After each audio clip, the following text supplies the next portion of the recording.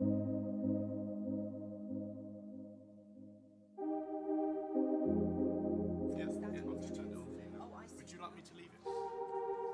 doesn't make any funny noise, then probably leave it, because I talk like every 10-20 minutes between the talks, and I'm on the other side, so might not be able to see you.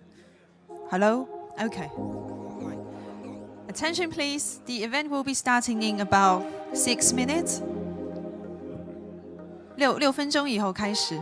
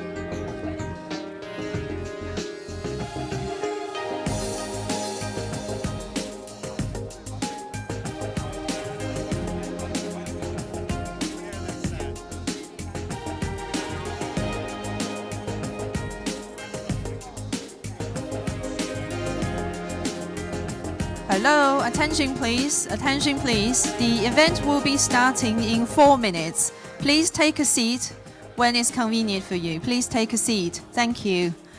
我们活动4分钟以后开始，4分钟以后开始，请大家就座，各就各位，谢谢。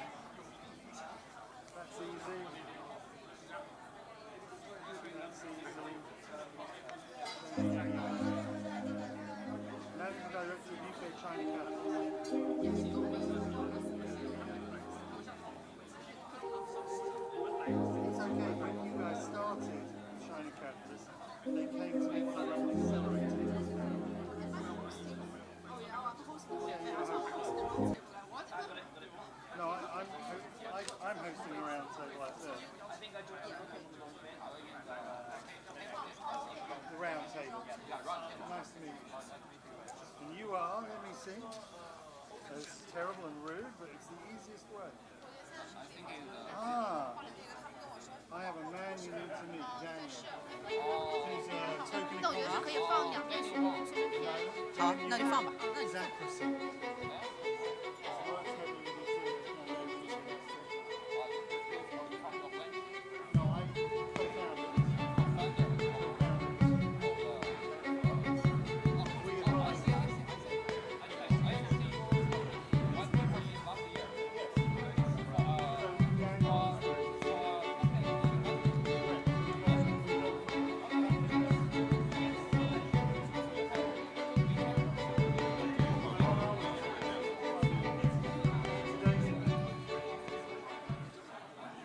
4 years, 1,460 days, 2,100,000 minutes, 120 million seconds. The total trading volume of Huobi has reached $981.5 billion. The average turnover is $8,200 per second. 区块链技术给人类提供了一种全新的高效传递价值的选择，未来对人类传递价值的改变也是革命性的。创立火币是因为我认可区块链技术及其潜力，同时也看到了区块链行业在快速发展的背景下，配套服务与产品体验不佳所带来的市场缺口。As the world's leading digital asset financial service provider, we established the global digital asset ecosystem. Headquartered in Singapore, we have successfully built professional service teams worldwide and provide digital asset support services in more than 130 countries. Huobi businesses cover 8 modules: exchange, wallet, investment, Huobi Global Eco Fund, Huobi Labs, mining pools, news, and Huobi Academy of Blockchain Application, creating a complete blockchain industry closed-loop system. Innovation is the driving force behind Huobi's continuous leadership. We originated the world's first digital asset research and evaluation system, the Smart Chain Blockchain Asset Valuation Model. Huobi's coin listing standards and process are available on Huobi's website. We have also pioneered a 24/7 customer support service that can solve any transaction process problem a customer might encounter at any time. We are the only financial hub of digital assets in the world that has established a user protection fund and a security fund is to protect users from losses caused by non-investment related factors and also force majeure. Huobi Pro vows to ensure investor fund safety, maintain market stability, and protect the interests of the investors. In January 2018, we launched the Huobi token, which can be used for coin-to-coin exchange, processing fee reductions, merchant margin payment, and coin listing vote, and many other scenarios. In the future, HT will further expand application scenarios and become a key infrastructure in the blockchain ecosystem. In February 2018, Hidex went online. Hidex is a new community-based independent digital asset trading platform launched by Huobi Group. Hidex is open only to specific professional users and serves professional digital asset investors and early innovative digital assets. The future of the blockchain industry is full of endless opportunities and possibilities. We will adhere to the management theory of putting the customer first by actively expanding services and presenting more comprehensive digital asset exchange projects to our global users. 为此，火币希望可以帮助越来越多的用户了解并参与到区块链中。另一方面，火币也在积极探索区块链的革命性应用，希望在未来的某一天，火币可以利用区块链技术为大家的生活带来便利。At the moment, we are offering blockchain asset-related financial services for millions of users across 130 countries with a total trading volume in excess of $981.5 billion. Together with our users, Huobi looks to create a bright future for the digital finance world. Financial hub of digital assets.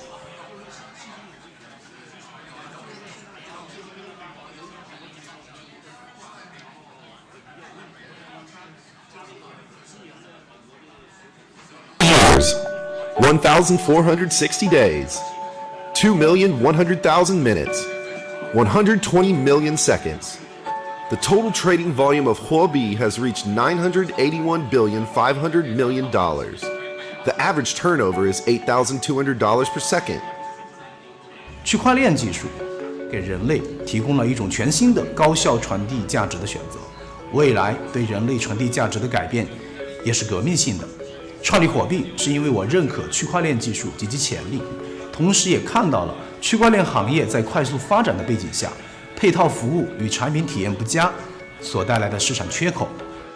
As the world's leading digital asset financial service provider, we established the global digital asset ecosystem.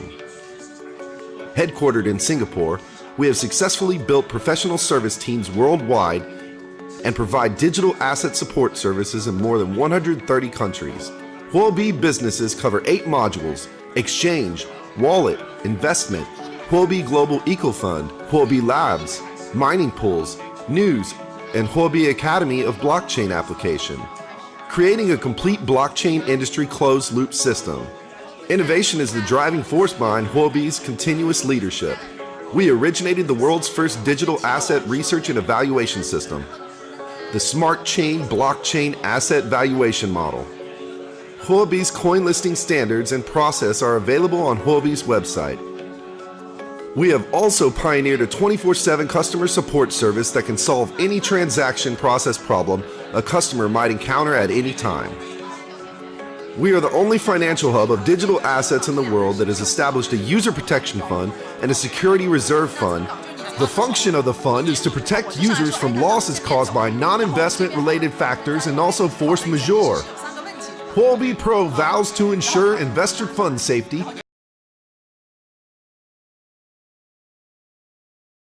which can be used for coin listing to our global users.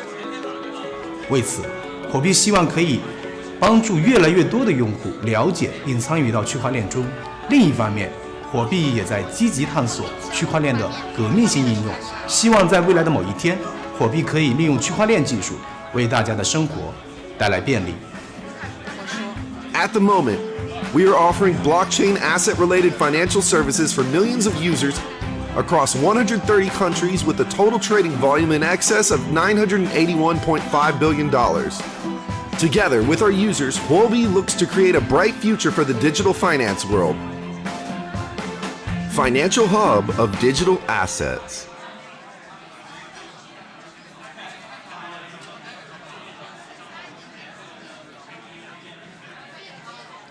Okay, attention please. We're starting in 5 minutes officially, and we're going to play the video again.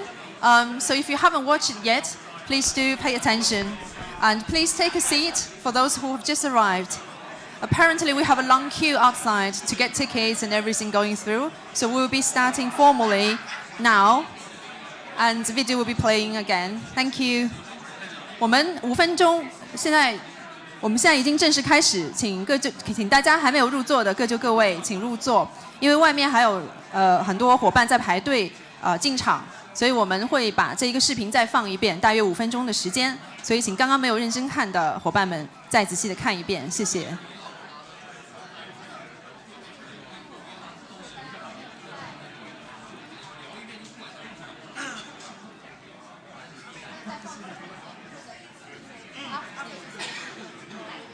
你再放一遍，然后就开始。你还说了，再说话。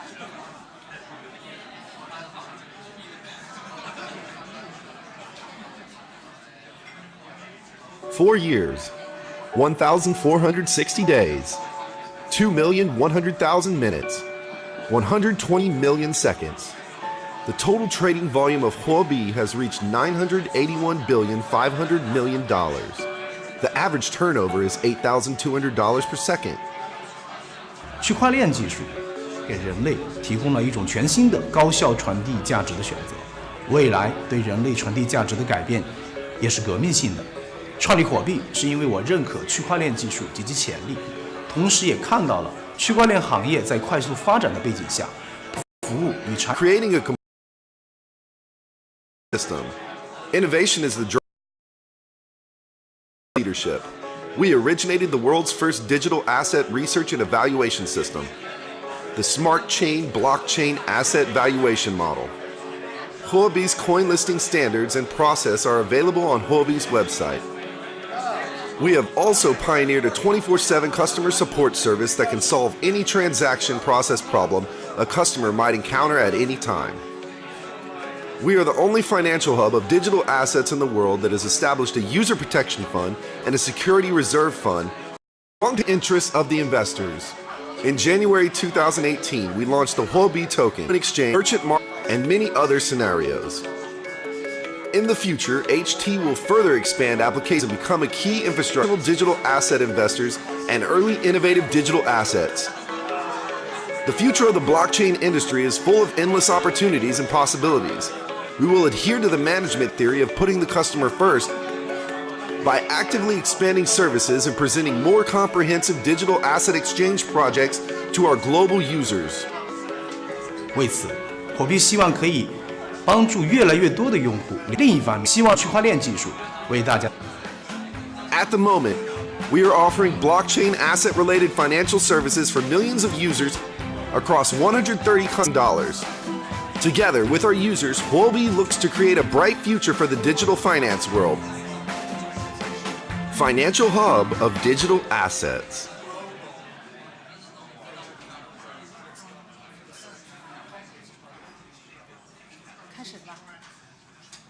All right, good morning, ladies and gentlemen. Welcome to Huobi UK event in London. The cryptocurrency exchange to the world. My name is Ding. I'm the founder and managing director of UK-China Catalyst to bridge the East and West in the blockchain world. Today, I'm so honored to welcome all the distinguished guests here to attend this event. So this event is organized by Huobi and co-organized by Illustrious, LinkedIn, BCV, and Penta. And please join in the Telegram group on Huobi London here. And we will be doing airdrop all day throughout. And also please tweet with photos and all conversation happening here, and also hashtag with meetup. The cumulative transaction volume of Huobi exceeded more than 700 billion pounds. The platform does list of tokens. You can see very famous, for example, the ELA, the Elatos, is doing the blockchain-powered internet. US has more than 200 engineers to work on it. So they are working on to provide a stable trading platform structure. So for 5 years of the professional operation experience, Huobi has learned to provide a secure, trustworthy trading and asset management service. Huobi provides 24 hours, 7 days customer support to millions of users.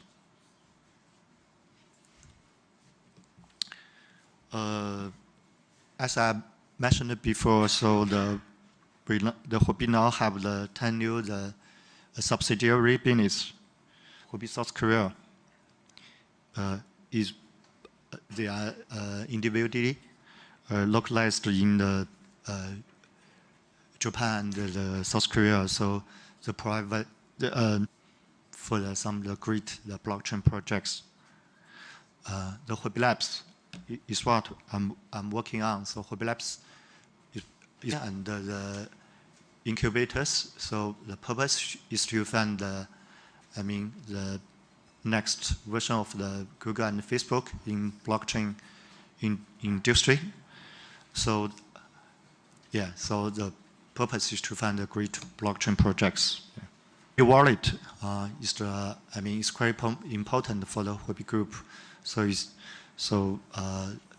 the purpose of the Huobi wallet is to provide the easy way to access the trading platform.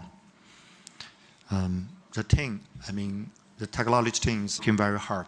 So the Huobi, the mining pool, so the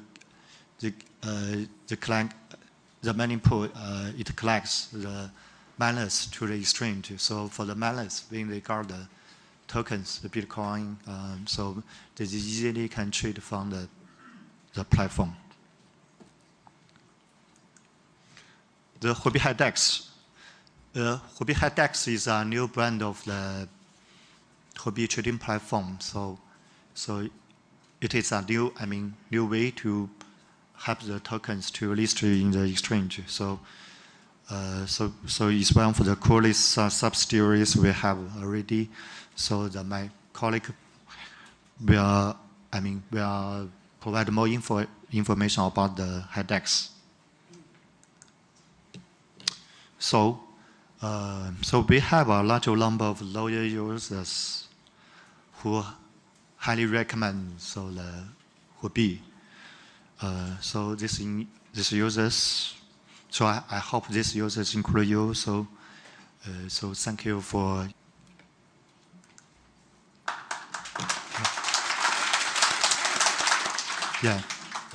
Thank you. I'm the TED. So please contact me. Okay, thank you. Thanks to Mr. Ted Chue, right? That's how you pronounce his surname, which I studied last night. So thank you very much, Mr. Ted Chue. So we've learned as a business within such a short period of time to grow so largely. It's a bit like blockchain and cryptocurrency itself. So now we have the second keynote speech, which is covered. Mr. Hooper has been New Zealand in the past, and he's absolutely fine with this information. So let's look forward to that. Thank you.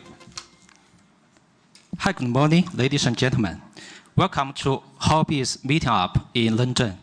I'm the Hugo. They just introduced me, Vice President of Huobi Group. It's my honor to share our strategic program with you today. My colleague told me today, my only one goal is preferences. Since the global expansion has been already put an important step for us, as well I come here because, thank you. In the past, you see, Global Alice program is most important project we want to share today. Someone may say that we have already said that Senda will be the Huobi elite. Last but not least, you are willing to be in a win-win situation with Huobi in the future. Talking about win-win, we care more about what sort of benefits you can get being an elite. This may be the most important things you want to know. At least in this slide, you will get commission. Well, you will get professional training as service corporation from Huobi. You will be able to build up your own identical ecosystem. I think you guys all know OTC, right? Of exchange trading. To make money by the practice difference between inside and outside of the counter. You will have the speaking rights to recommend ICOs to be listing on Huobi. This also is a huge benefit for you guys. Sounds great. In fact, the longer you cooperate with us, the more benefit you can get. We can categorize your benefits in 4 phases at 2 different levels.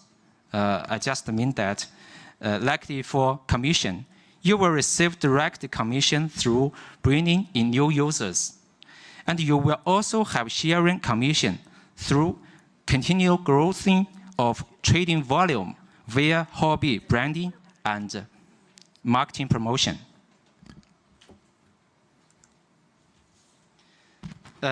We just told what benefits you will get and what should you do for the important for us. Elites, you will be responsible for maintaining loyalty user in the region and hunting for good ICO or blockchain project. Sorry, something wrong with the. Join us and become our partners. In the first step, deal with UK and Singapore, and we should like to share this good news, share their experience with you. Mr. Vivian and Mr. Han, please. Mr. Hong, please welcome them.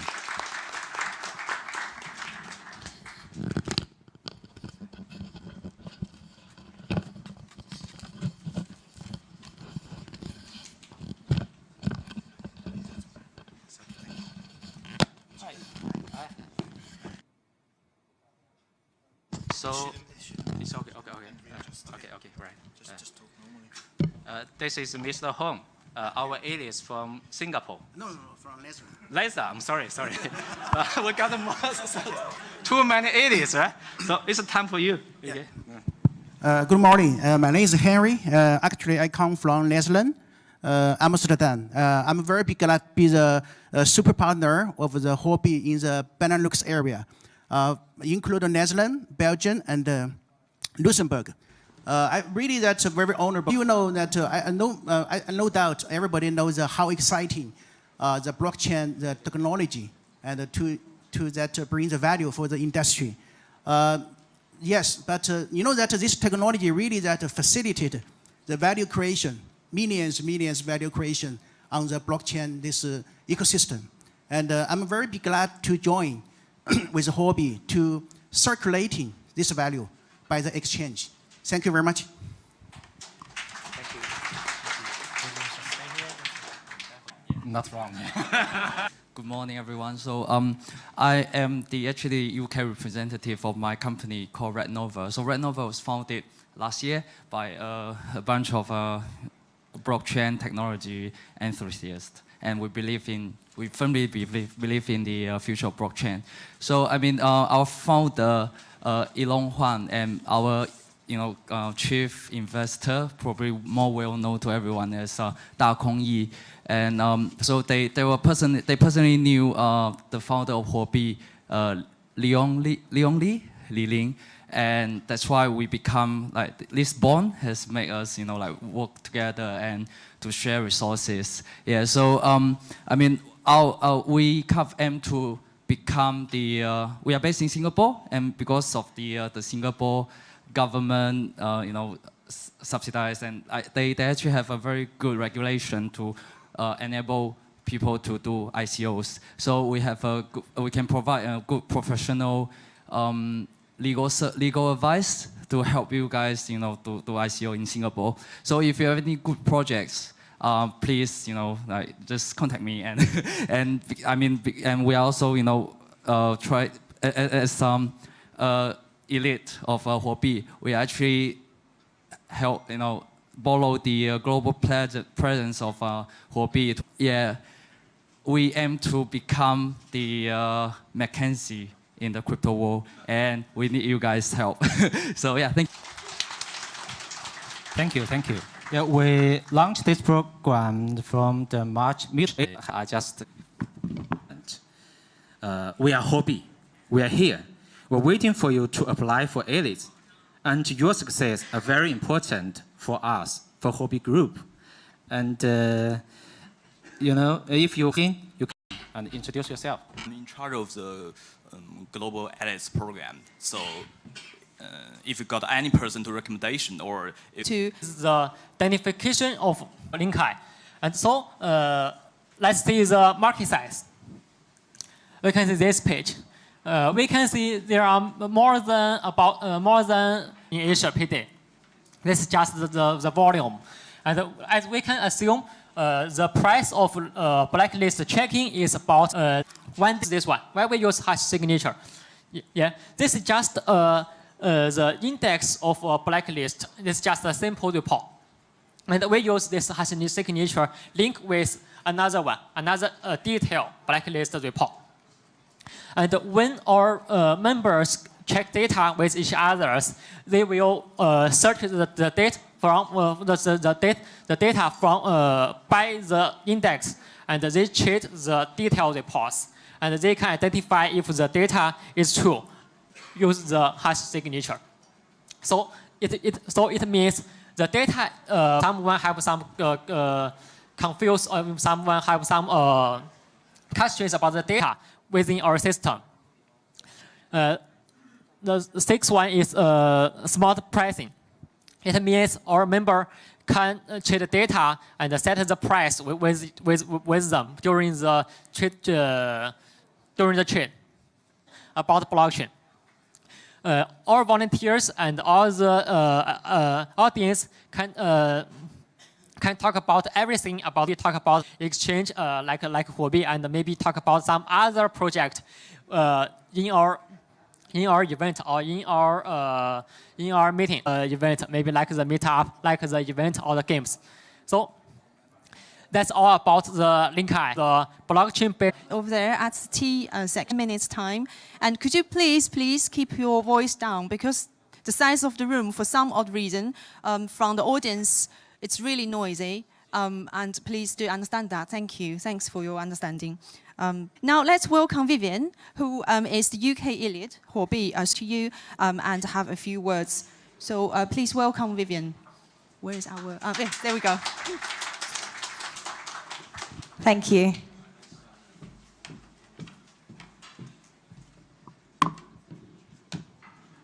China Communications Media as the Huobi UK elite partners.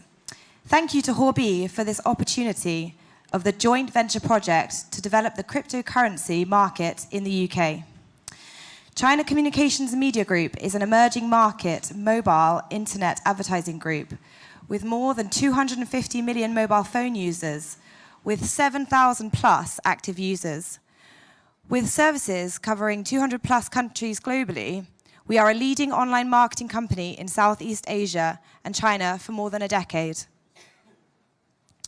Our team has been involved in cryptocurrency since focus is mainly TC, quantitative trading, and so far our trading transaction volume takes more than 3% of the total global transaction volume on GDAX, excluding fiat trading.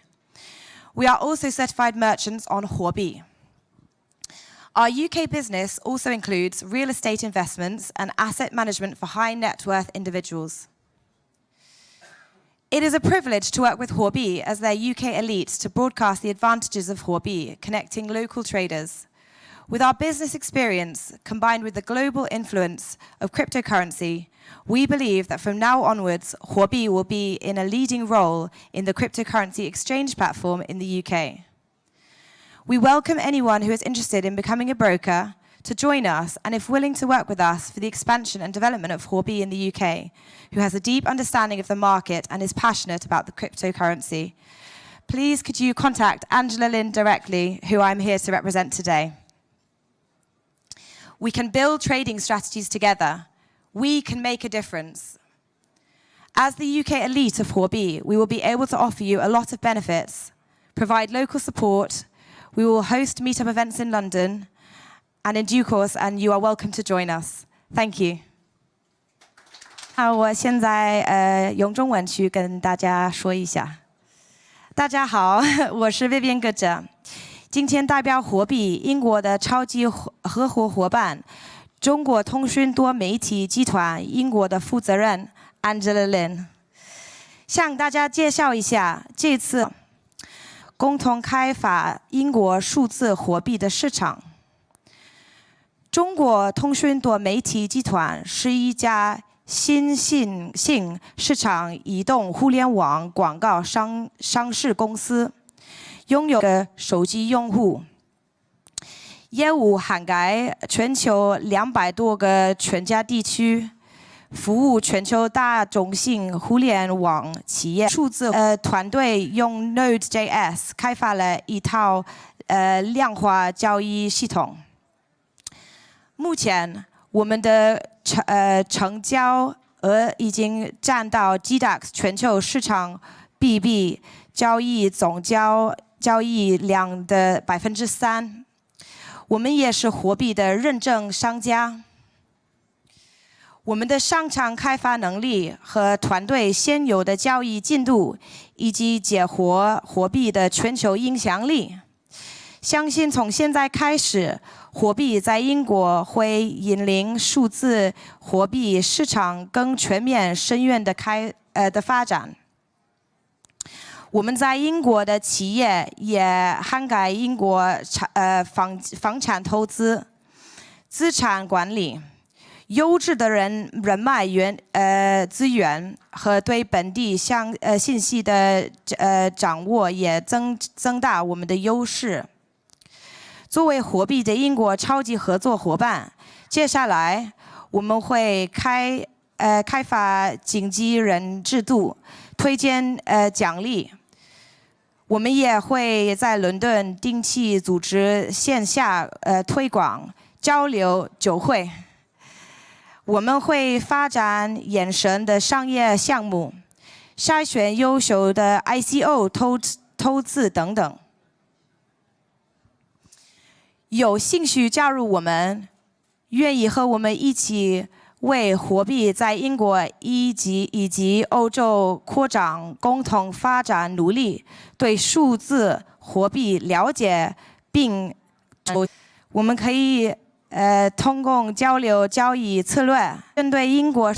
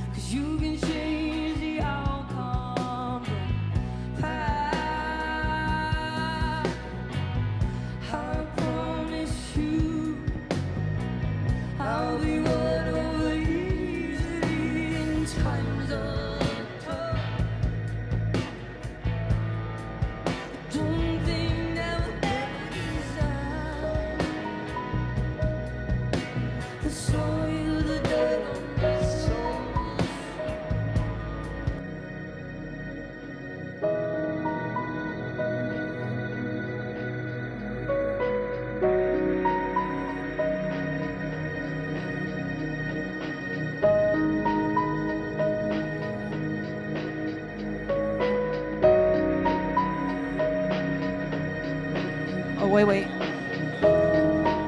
Attention, please. Attention, please. We'll be starting in 5 minutes. We'll be starting in 5 minutes. 请各位注意，5分钟以后请回归座位，5分钟，谢谢。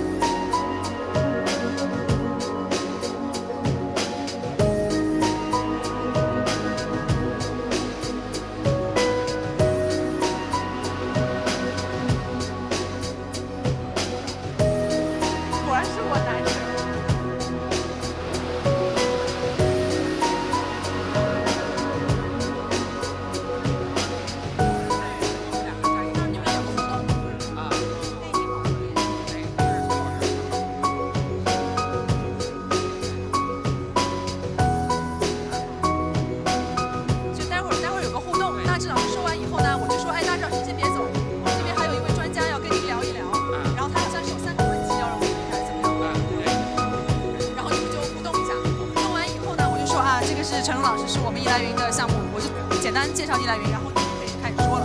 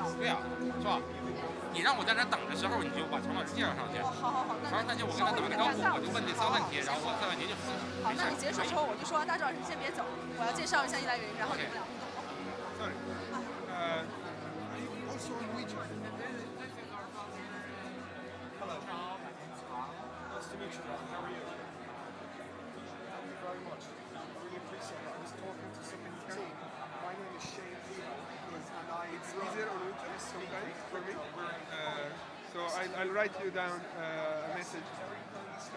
What's your name of the company?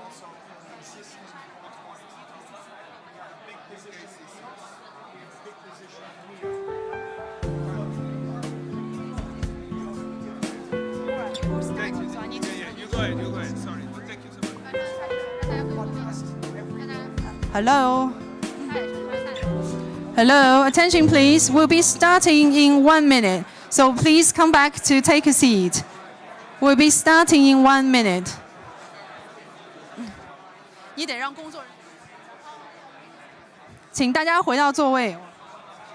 请大家回到座位，我们1分钟以后开始。1分钟 ，1 minute. Please come back to the seat. Thank you.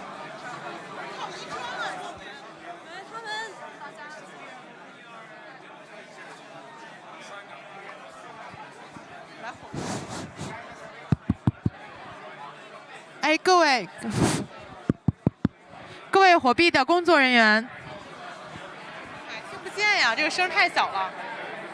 哎，各位火币的工作人员，请将你身边的这个嘉宾引导回座位，谢谢。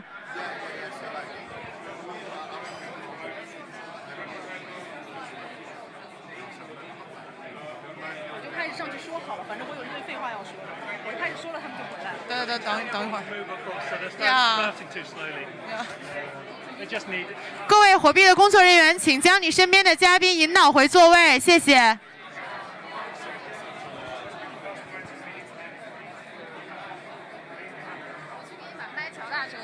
对，这声太小了。1号麦。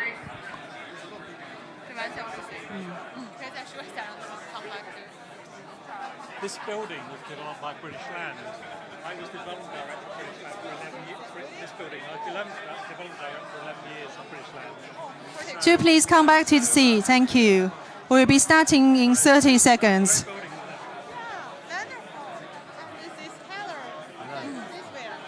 It's a good choice. Very good choice. 我上去了，好吧。All right, welcome back. Welcome back. Can we have some music or something?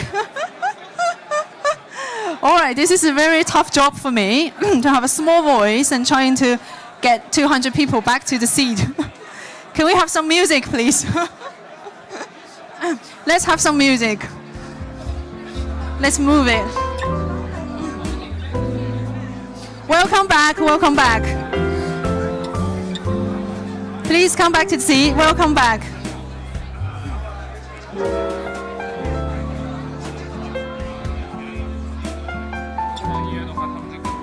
是吗？我以为要放那个 active 的音乐。不会的，没有是吧？这个不坐下来，就这样保持这样的，稍微再说2句，把音乐关掉。音乐关。Okay, welcome back. Welcome back.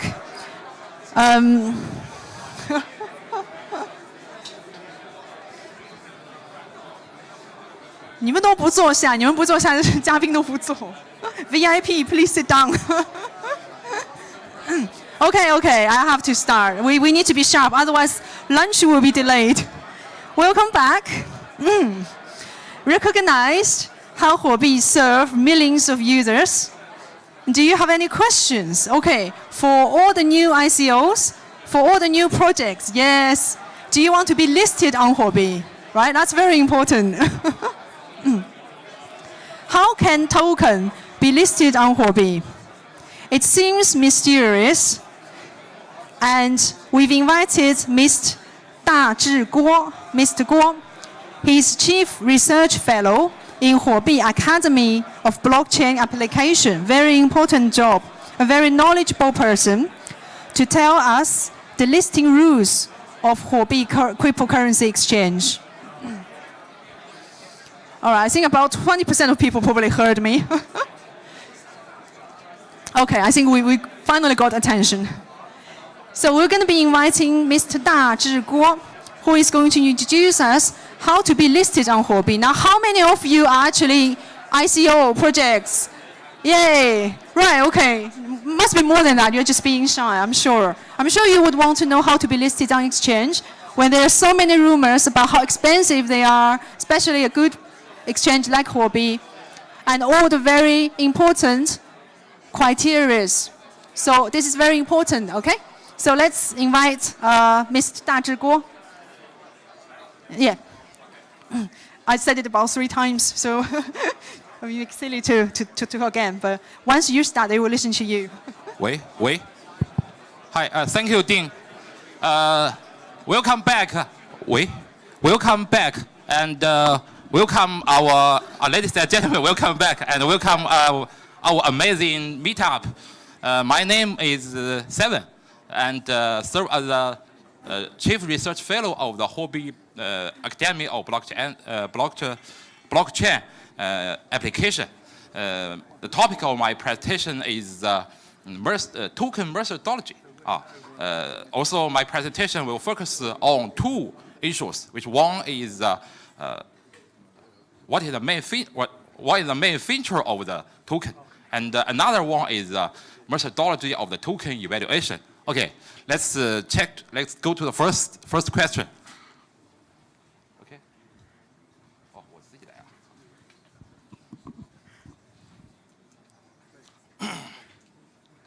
Let's go to the first question. When we need a token, in the scenario of the document storage, we can see exactly simple for this about this question.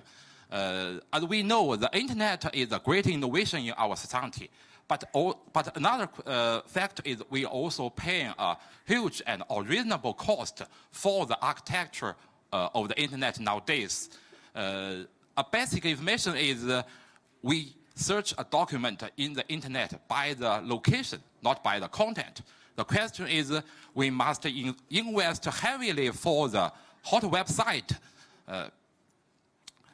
but actually it is the user paying for it. So is there we can find a new way to get a more high efficient to in the document storage market? So IPFS, the interplanetary file system, is a podcast let us use the content address link to change data each other.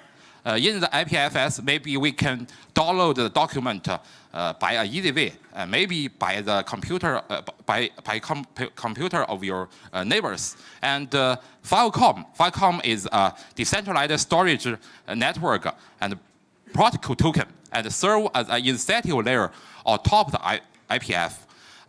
For the Filecom, the miners compete to mine blocks for sizable rewards.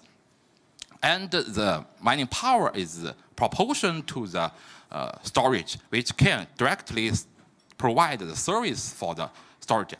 Based on the example, we can see the token is a payment method, a kind of a payment method, and especially in the payment which connected to the implement of the program, the token works well.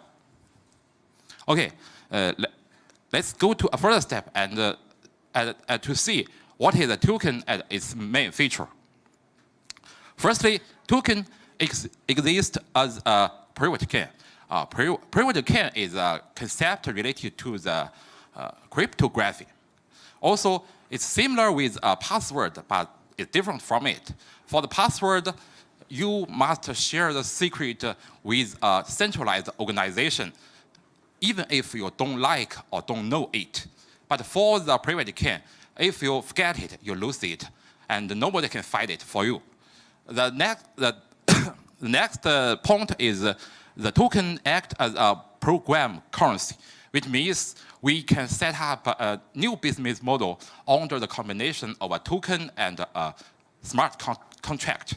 The third point is the token represents a complicated and comprehensive utility. In the Filecom example, we can see somebody can serve as the demand, both of the demand and the supply side in different conditions. So in a word, the token is created by some special software program, and also it exists in the database. The token can be trained and has its liquidity premium. And the token is respected some completed and comprehensive utility, which ultimately support the price of the token. As a coin has two sides, the token also have some risks. The first one is technical risk. We have learned so many cases related to the security risk because of the bug in the program. It is in the 2016, the failure of the crowdfund of the project named the DAO, just directly related to the failure, led to the fork of the ETH and ETC. Also, the second type of the technical risk is the open risk. The account inquiry, the transaction, and the safekeeping of the code also need some basic information of technology. If you operate incorrectly, you will lose it forever. The third type of the technical risk is replacement risk. It's a little bit complicated. For example, after we get a great achievement in the cross-chain technology, and it is in the decentralized payment area, the business model based on the internet gateway will lose its competition. It's a complement effect. For the legal risk, normally in the block system, we don't know who owns the account which your transaction related to. So you may be involved in the money laundering scheme. Another point is there is a different opener for the ICO in different government. So if you want to participate in ICO, you should consider the legal risk. Even if you want to buy a security token, okay, the upside to the utility token, the risk is higher. Also, there is so many honest information disclosure in this area. Okay. For the price risk, as we discussed above, the token has its liquidity premium, but when the liquidity premium is much higher than its real value, the risk is obviously. The next one is the price. The price of the token fluctuates heavily than other type of assets. The last one is the operation risk. As we know, normally the token related to innovation business model, and the operation risk cannot decrease automatically just because the model shows some decentralized characteristic. Okay, let's check the. After we know the token is a kind of asset, and a direct question is how to find the exact price for the token. In these slides, we mainly categorize the demand and supply of the token into 3 tiers, which represented separately related to the creation, usage, and the system design for the token. In the first tier, the token is produced, is created by different constant mechanism, such as POW, POS, and DPoS. And the point is the higher degree of the dispersion of the reward opportunity, the higher robustness of the system. In the next year, the user this is related to the use of the token, and the point is the higher of the supply ability of the project means the higher demand of the token. In the third tier, the system design of the token is should be content to the main function of the project. For the Bitcoin, the most important for Bitcoin is scarcity. So the total supply of the Bitcoin should be constant. And for the Ether, is serve as a gas in the Ether operation system. So the relative stable price of the Ether is available for the whole system. Okay, the discussion about the demand and the supply can give me a basic picture and to set up a framework of the token evaluation. Okay, let's go to the next step. How to evaluate a token? based on the information from CoinMarketCap, there is around 1,500 types of tokens with circulation market cap around 260 billion US dollars by the end of the March of 2028.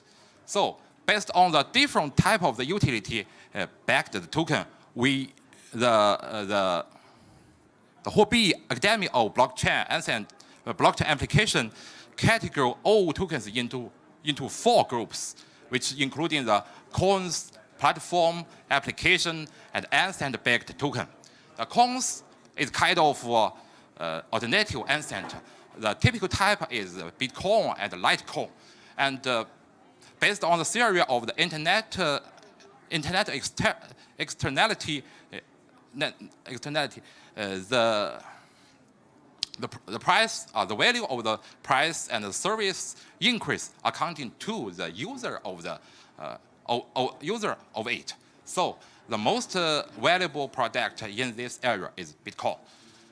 For the platform asset, they serve as a similar function, such as the iOS and the Android in the mobile phone. And for the application asset, it's normally related to some kind of DAPP. Okay, the third one is asset-backed token. Asset-backed token is a token which is pegged into a portion of some real asset, such as USD and gold. This kind of asset can set a linkage, between the real world and the digital world. Also can lead to the reduction of the circulation cost. Now, at Huobi, we make every effort to explore the investment value of the blockchain asset, and we think the most important thing is set up a systematic and scientific model to find the investor value at risk. So we launched the Huobi Smart Chain blockchain asset model. In this model, there are five variables in this model, which including the strategic position, project operation management, and the market activity, and the team reliability, and technology quality.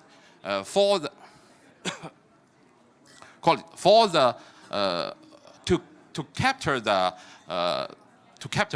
potential value for the token, we evaluate the strategic position by the user's scalability. Also evaluate the risk by the existing number of the competitors in the same area.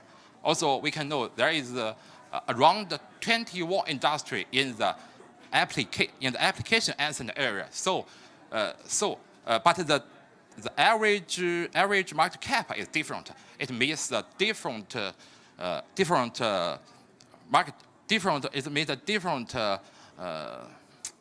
volume. Different volume. Okay, and also if the industry have some regulation by government, so it's also some risk for the strategic position. For the potential value of the project management, we will evaluate the variables such as the project procedure and the tokens distribution. If the and we will evaluate the risk by the information disclosure and the concentration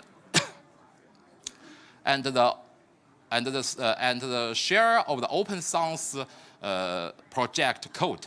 Okay, for the potential of the market activity, we will focus on two factors. Which one is the liquidity of the token, and another is the community activity.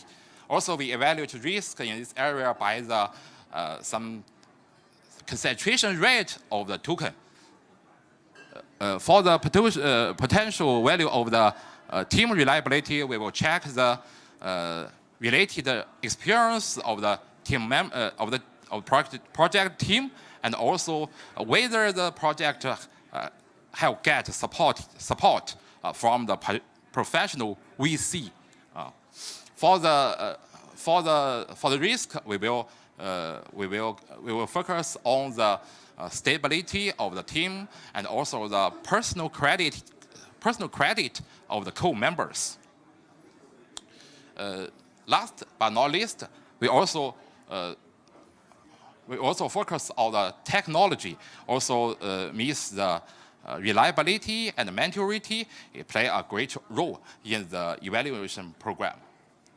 Also, we apply different way by the different type of the asset, such as coin, such as application, platform, and platform, and also by the different market, such as the primary market and the secondary market. Also, so we have a couple of models to meet the different evaluation needs. Okay, last, also the compared to the application asset for the platform asset, we will focus more on the technology factors, and we will while the core asset we will focus more on the market factors.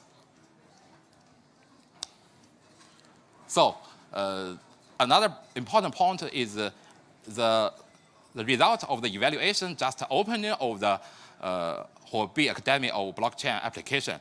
It's just it's not a recommendation of investment. The user should investment based on your own experience and knowledge. Also the result of the evaluation play a great role in the criteria for listed tokens in the Huobi Pro and Huobi Hedex switch from one to another. Okay, that's all. That's all for today. Any question is warmly welcome. Wait. Mr. Guo, don't go. Do you know I've listed you as one of my male godness, 男神? Do you know what that means? Because I've got a couple of them today. And the other one I would like to invite is Mr. Chen Rong, who is the founder and chairman of Illustrious Foundation. And I know you've got a few questions for him. So I will let them introduce themselves. These are two.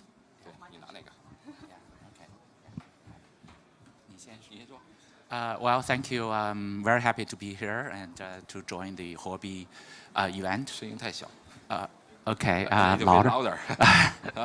Okay, very happy to be here to join the Huobi event. Okay.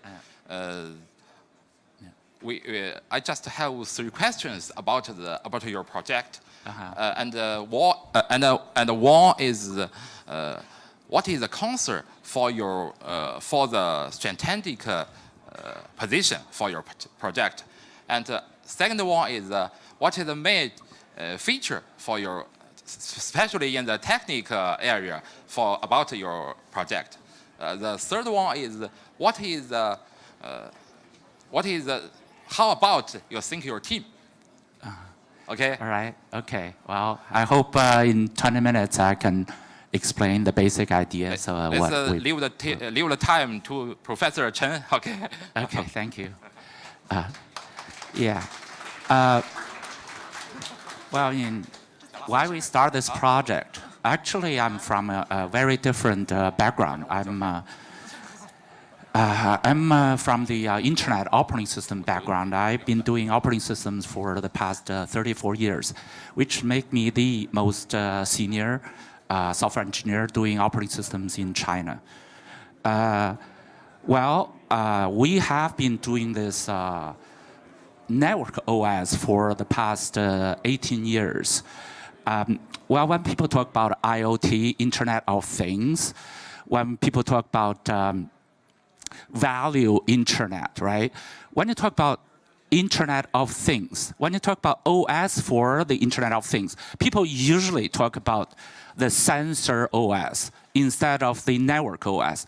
When you talk about the Internet of Things, we really talk about the Internet. How do we design an Internet OS? That's what we have been doing for the past 18 years. And why we are related to ELA issuing coins, we still have to go back to the Internet. The good part about the Internet design was the Internet was decentralized to start with, right? Because Internet, everyone has a server, could hook up to the Internet and extending the Internet, freely without any central agency to control over the Internet. So that's why Internet is so popular. Because Internet actually, I don't know how many people are aware of that. Internet actually was designed from the early 70s and matured in the early 80s, right? And changed its name from ARPANET into Internet. That was when I went to the United States to do the grad study. The good part about Internet is being decentralized. The bad part about the Internet is being decentralized because now, since 80s, right? In the 80s, everybody's a good guy. But now, since 80s, bad guys start to move into the Internet, right? People fake identity and issue DDoS attacks, middleman attacks, viruses spreading all over the Internet without a carrier for the Internet. Now it's kind of start to lose control, right? And anybody, not really everybody, but quite a few guys could launch DDoS attacks from sensors, right? And they can fake sensors very much like they're genuine, and somehow like December 2015, and somebody launched DDoS attacks from video cameras and servers, and routers in the United States, and launched DDoS to dyn.com and turned half of the United States internet basically collapsed. And 3 months later, the German internet collapsed due to the same reason. Now the reason why we're talking about this is, let's think if we could use the blockchain issuing IDs and make the internet still decentralized, yet we have a ID to associate with everyone and every website. So that's basically the idea we start this project, right? And we built our Elastos blockchain, public chain, December 22nd. We launched it December 2nd of last year. So we issued ELA token January 1st of this year. And we have been successfully listed on Huobi on February 1st. That said, you can think of the ELA being the gold standard of the new internet we're building. We're building a so-called smart web, which use the ELA being the gold standard there. And so then everybody could have a so-called DID, decentralized ID, which we'll announce in about a month or so. And actually, if people look into the internet, Microsoft is also issuing DIDs, right? Because we are thinking to build a decentralized carrier for the internet. So where everybody is entitled to have their own kind of quasi-anonymous, but yet there's ID. It's like a wallet ID, so you can log in your dApps, right, with your ID instead of using Facebook ID or the mobile app ID, because that's an ambivalent situation. If I have so many mobile apps, if I use the app ID, I was afraid the app will steal my personal information or somehow get a hint of my password. But if I use Facebook ID or WeChat ID, I would be afraid of they steal my WeChat contact information or WeChat data. So there, I couldn't decide either way. Then why couldn't we use the DID? So the first thing we're building is kind of like a census bureau, yet we don't really enforce everyone to have their real name associated. So you can think of this as an internet with the census bureau. And secondly, you can think of, because we're building a public chain, you can think of there's a notary public bureau.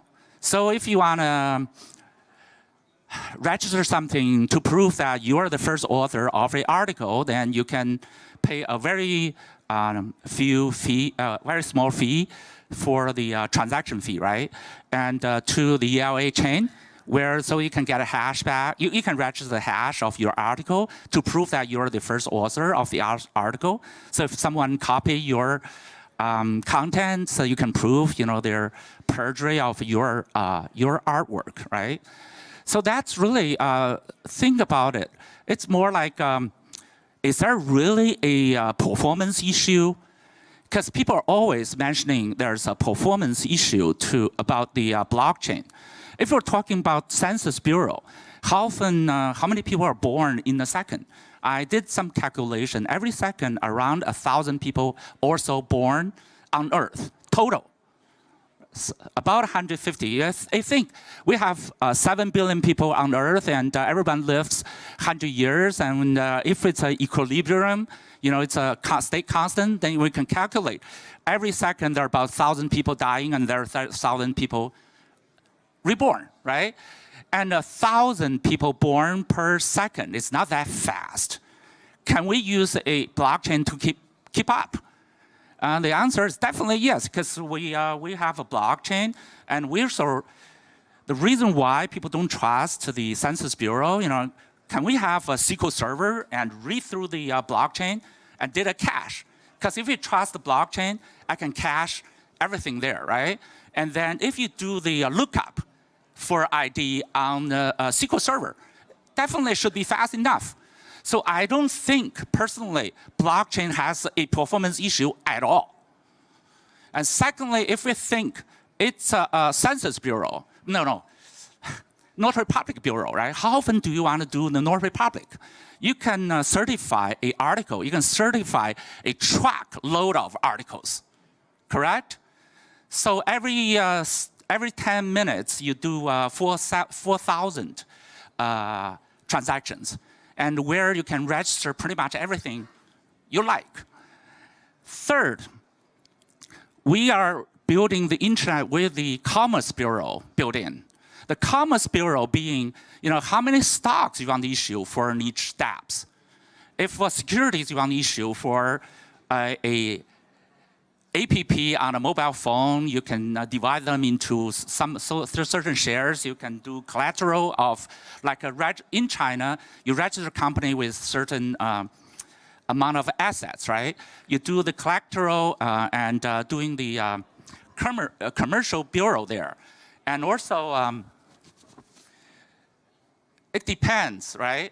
And so basically we issue that many tokens. Token being could be food coupons, could be stock certificates, could be anything you like to represent the right of the product you're building.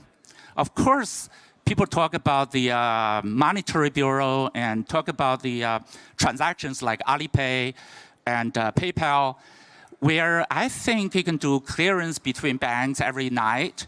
So there, actually, the real-time transaction of money really is different from the mint of a government. If we do just printing money, I don't think speed is an issue, right? And also, I don't believe Bitcoin is a money.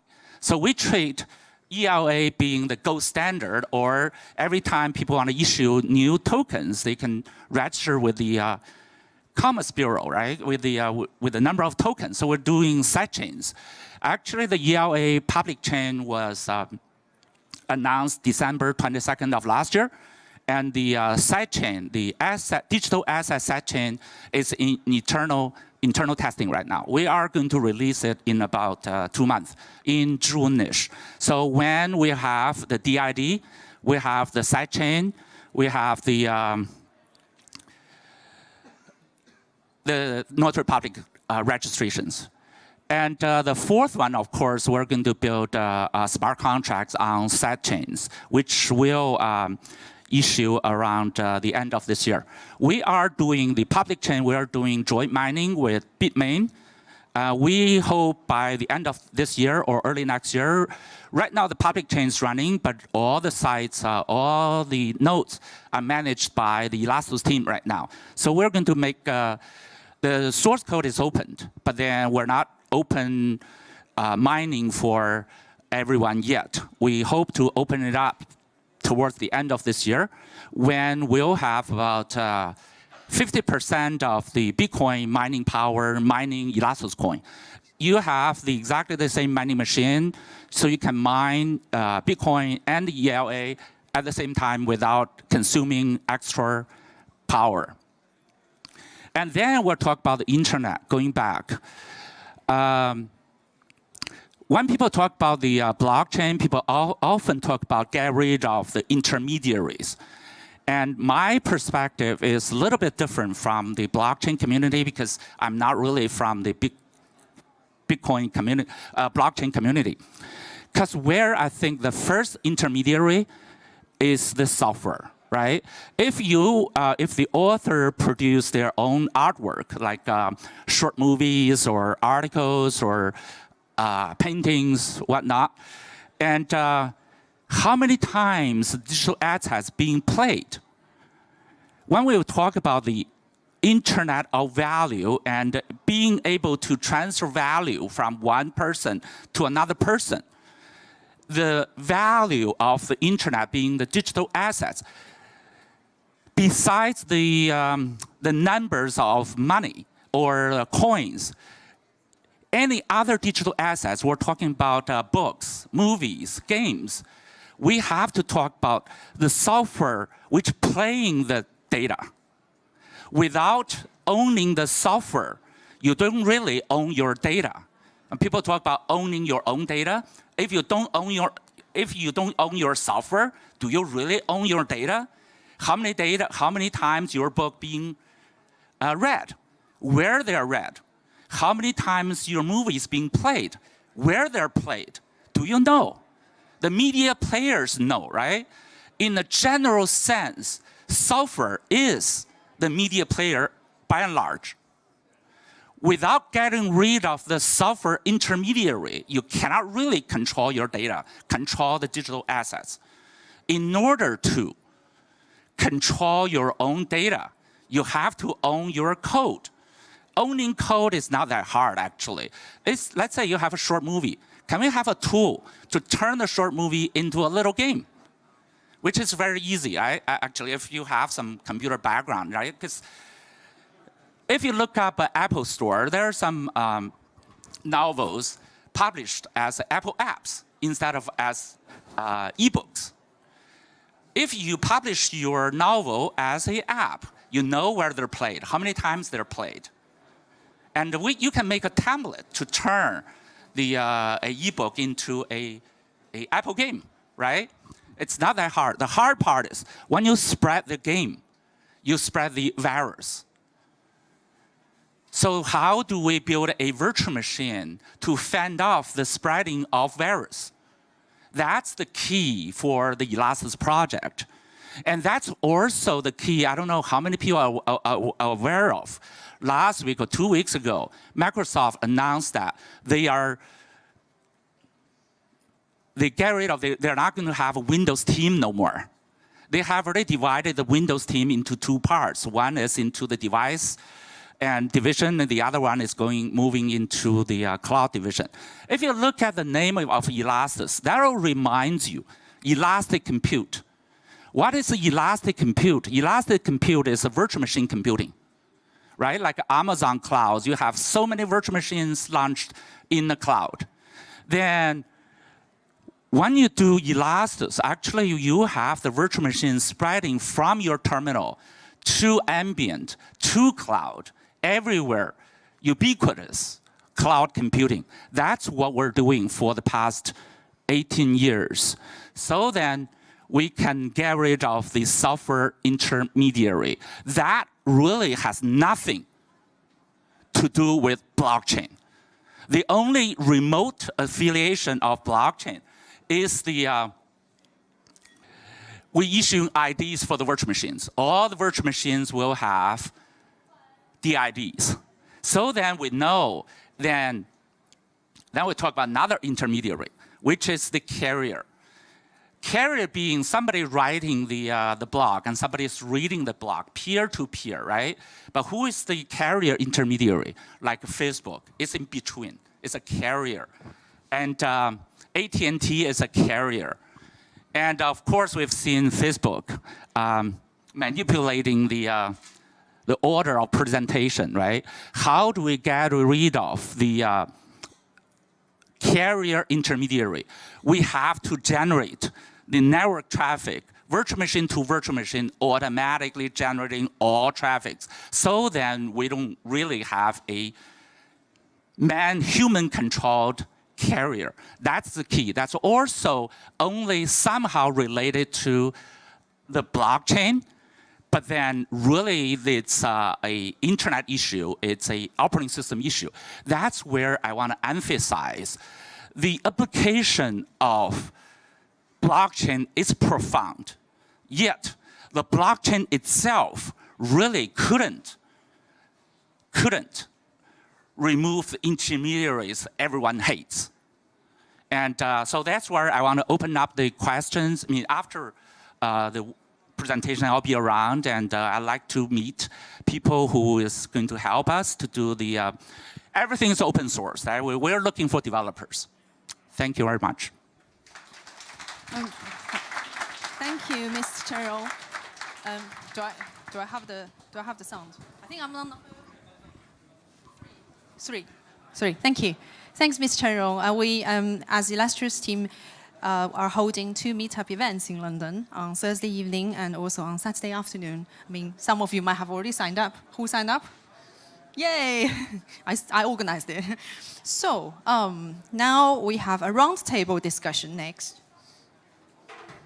Panel, Story of the UK Cryptocurrency Participates. My title is Blockchain in the UK, but that's not a huge difference. Moderated by David Press. Do forgive me if I got the names not so correct. David Press, Chairman, co-found.it. James Royal Porter, CEO, Blockchain Reserve.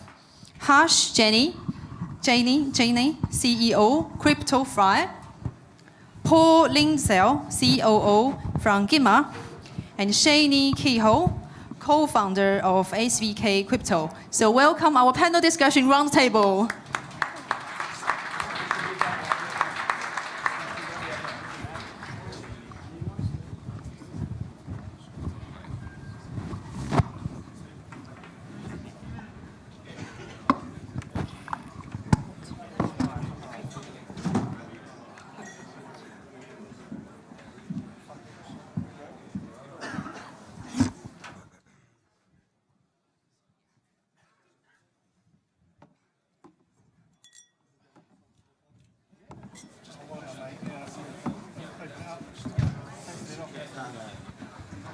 Hello all and welcome today. Before I start, I'd like to first of all welcome Huobi to London. Thank you for coming. I say this as Deputy Chair of the Mayor's Fund for London. We have 150 million under management helping the technology world in London, and on behalf of London I welcome Huobi and thank you for coming. What we'd really like to talk about, many people say 2017 was the year of the ICO. Very successful year, really crypto accelerated at a phenomenal pace. As we look forward with regulations around the world, things are changing, and I have a wonderful group here who I'd like to introduce themselves quickly. who will discuss through some of the issues and some of the wonderful future. So let me start with you, Shane. First of all, thank you very much all for coming. Real privilege to be speaking here today, and also thanks to our good friends Huobi for the introduction. My name is Shane Kehoe. I am one of the co-founders from SVK Crypto. We are a fund based here in London. Hey everybody, my name is Paul Linsell. I'm the COO at Gimmer.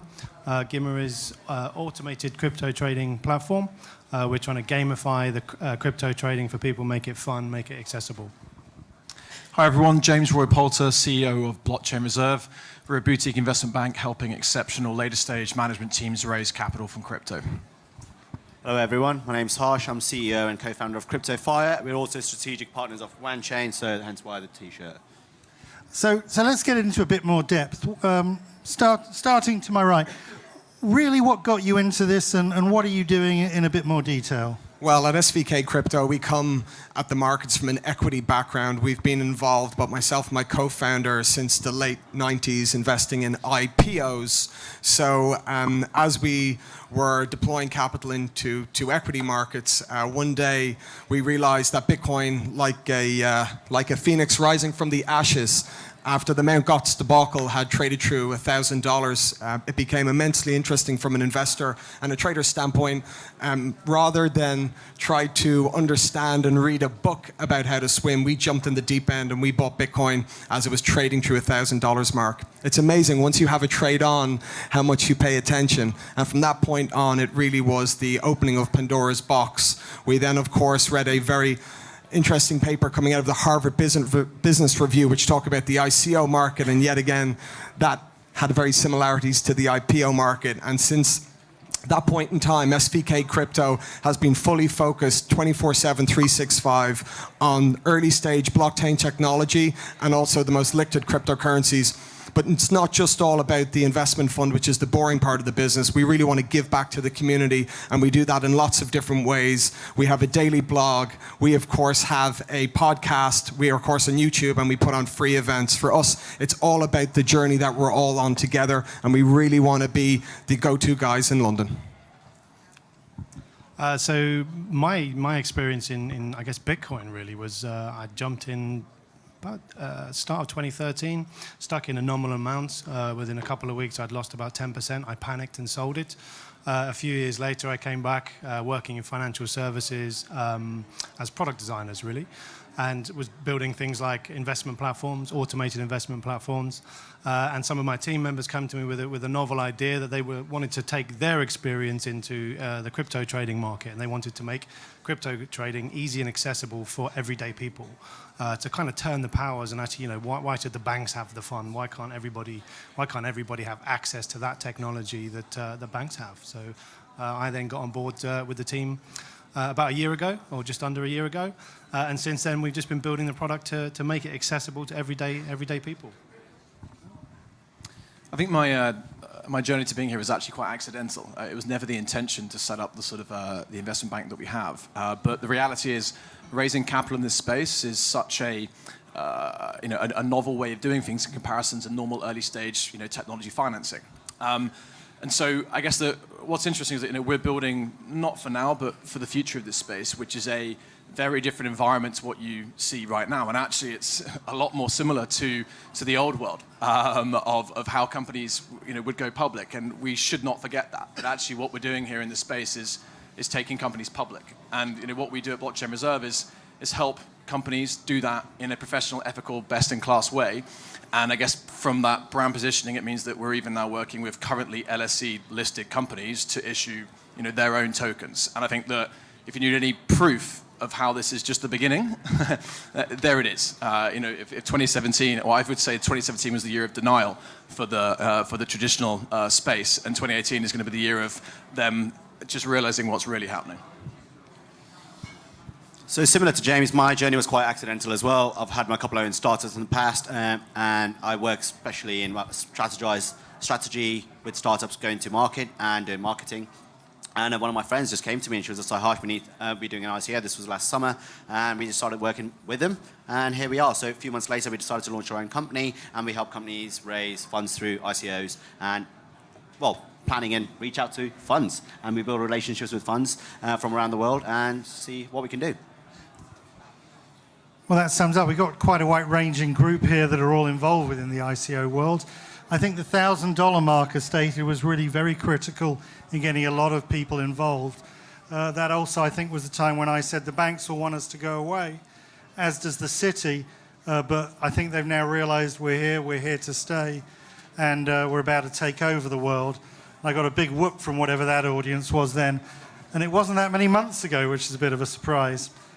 But we have seen massive changes. I think as we look through from the middle of last year through the second half of last year, we saw a phenomenal acceleration in ICOs, and really what was becoming the democratization of funding within the VC/startup world. We started to see smaller new investors come into this marketplace. As we've seen in Q1, although there's still acceleration in various parts of the ICO market, we're starting to see the traditional world really come in, and we're starting to see institutional funders, as are represented here, as are consumers, really taking over. So I'd really like to get into a discussion. I don't know who wants to start with where they see the future moving. We can go around the way we've done. So where? Yeah, I don't mind taking. Where's it going to go? Yeah, I mean, if you look at January, I think about $5.4 billion of funds was raised, which is a lot more than the last quarter of 2017. But I was reading some statistics, and about 80 to 85% of those was raised privately before they even went to a public sale in the ICO. And I think this journey is going to go ahead, continue, and sooner or later, like you mentioned earlier, the ICO world is quite similar to the IPO world. So it's the strategic investors, and kind of feel bad about it though, in a way. So the small guys are starting to get left behind. And what the blockchain technology originally was meant to be is to get including everyone into it. So the people that are not strategically, that are not connected, are getting left behind. But also you can see there's a differentiation coming factor. Well, people are joining massive pools and investment funds, and they're allowing actually companies like SVK potentially to manage their funds for them, where they don't have the researchers or the resources or the network. So you're going to see a lot of smart money coming in. And yeah, I think it's going to continue down that route. I think when you look at last year, it was the first time that venture capital in the technology space was surpassed by any other method of fundraising. They kind of laughed at crowdfunding, but when we tokenized it and put it on a blockchain, it became a real threat. Last year, there was approximately about 4.5 billion raised. This year already, there's about 5.5 billion raised. So we've already surpassed last year. Point to note, there is no filter with ICOs, and in some ways, I think that's a massive opportunity, because this is not for the selected few. This is not for North America, West Coast, the privileged, the wealthy, the famous. This is breaking down the way capital is being formed, and it's for everybody, everywhere, all the time. And I think that's a real threat. However, with that, there was 902 ICOs last year. 42% of those 902 ICOs are trading below issue or have no liquidity. So as there is a mass push into the market of product, obviously the quality control is difficult. But at SVK Crypto, we're all for best principle practice, and we're also for regulation, and I think that framework is already starting to be formed. So I think do your own due diligence, look at the team, do your own work, but I think there's phenomenal opportunities which will be the next Googles, the next Facebooks, the next big computer opportunities that will be out there, and they won't be coming from North America, they'll be global, and we really welcome that. And I think we've got to be a little bit realistic as well here though, right? Like the driving force for the amount of funds that are going into ICOs was not decentralization of access to this asset class. That's nonsense. It was, the easiest way to access capital. And what's happening now as the place is maturing is that actually the easiest way for you to access capital is still via something akin to an ICO, but from private capital and not running one of these big public sales, which is why you are seeing effectively a majority of the capital which is being raised this year coming from private hands. And again, it comes back to what I said in my first part, that again, the future, this is much more like the IPO, where you will be working to raise a book privately, and then you will be listing and going public on an exchange. potentially like these guys. And I think what you're seeing is a professionalization as well of how the exchanges act. And you're seeing that, they realize that they need, again, if you're going public on the LSE, you work with a sponsor or you work with a nominated agent, and you go through a very exact process and you raise privately, and then you go public on the exchange in a much, much more regulated way. And again, I personally feel that it's a little bit like you've said, that it's a sort of a bit of a shame, but there's also reality that with 42% of the projects down, I totally believe in protecting consumers and investors, both from themselves and both from the vast amount of rubbish which happens in this space. So I think the point here is just that I think the future's even brighter than it's been, and that when I mention regulation or I mention things going back to the old world, these are not bad things at all. Yeah, I think to add on to James's point there about protection, so having run an ICO and about to do another ICO, protecting the consumer, the end consumer, the everyday customer needs to be of utmost priority. And I think that as much as I'm a believer of the power of the crowd, I think the customers are massively exposed. There are a number of scams out there. There are obviously a number of scam ICOs, but there's also a number of people just attempting to hack and take people's money. So I think that has to change and will change. Regulation probably going to help that in some shape or form. And I also think that the other side of things is actually the scams that an ICO is exposed to. The number of people that are actually trying to attack ICO owners or token sale runners and coming there trying to get fake advertising opportunities, people coming to say they've got lots of experience. So I think just general protection for both sides of the market is what I would like to see this year. So what I'm hearing, which I'm very keen on, is, of course, and I'm a big supporter of regulation as well, is that regulation is coming into the market. One of my very good friends in America, I can't mention his name, received one of those 57 letters from the SEC, having run a very successful ICO in the US, and he's now trying to get himself out of America. Do we see there's a threat from over-regulation? Do we see Europe and Asia taking over from America as the core place where venture will occur? How do we see really that evolving? Yeah, I think regulation is very important, and it's stunting innovation in America. I do feel like that. And it's not stopping it, it's kind of stunting it. And what's happening is companies from America, they're just getting registered in other parts of the world. They're getting registered in Liechtenstein, Cayman Islands, Singapore, et cetera, and this is driving people away, effectively, and the talent away. And Europe is starting to become a hub of that. And I think UK is starting to take an accelerated growth rate stance on it as well, tokenization and cryptocurrency and blockchain. UK is looking to move forward in that, and so many other European countries. So SEC needs to step their game up there, basically, in one line. I think the same for the UK, though. I mean, the lack of guidance here is just meaning that we're all going abroad as well. So.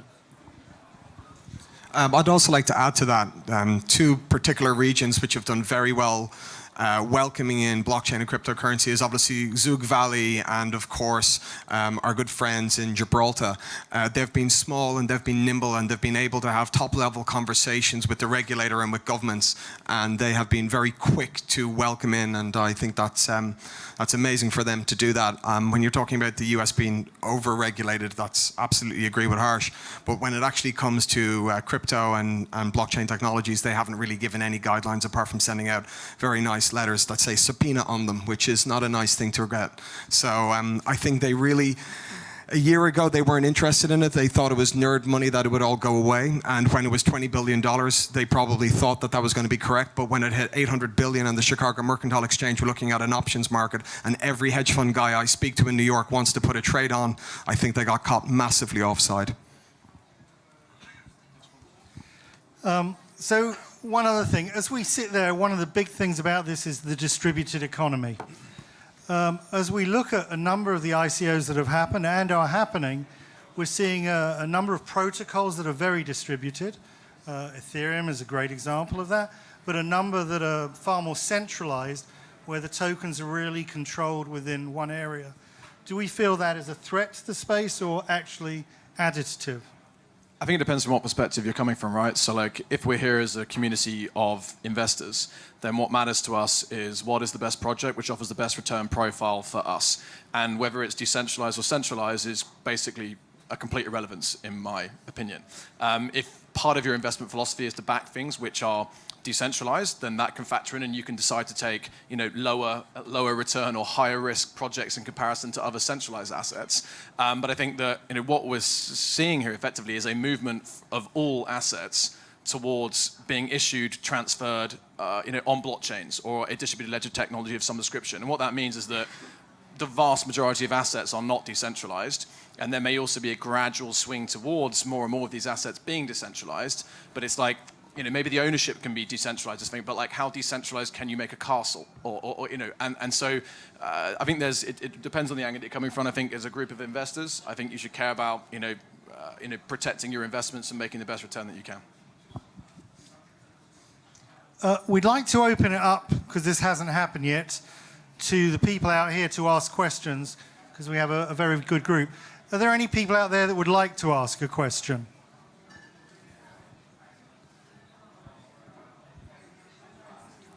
Could I get you a mic? I didn't know this, but that's very good. Yeah, hi. So this is Rajiv, and I work in the blockchain for supply chain kind of environments, not for the sexy stuff that you folks are. But I had a basic question for you guys, which is, how do you see smart contracts getting enforced in our current legal climate of legal firms and contracts and high courts and this and that? I mean, because for a firm working in today's environment, enforceability of contracts is critical. So how does that figure? It's yet to be seen.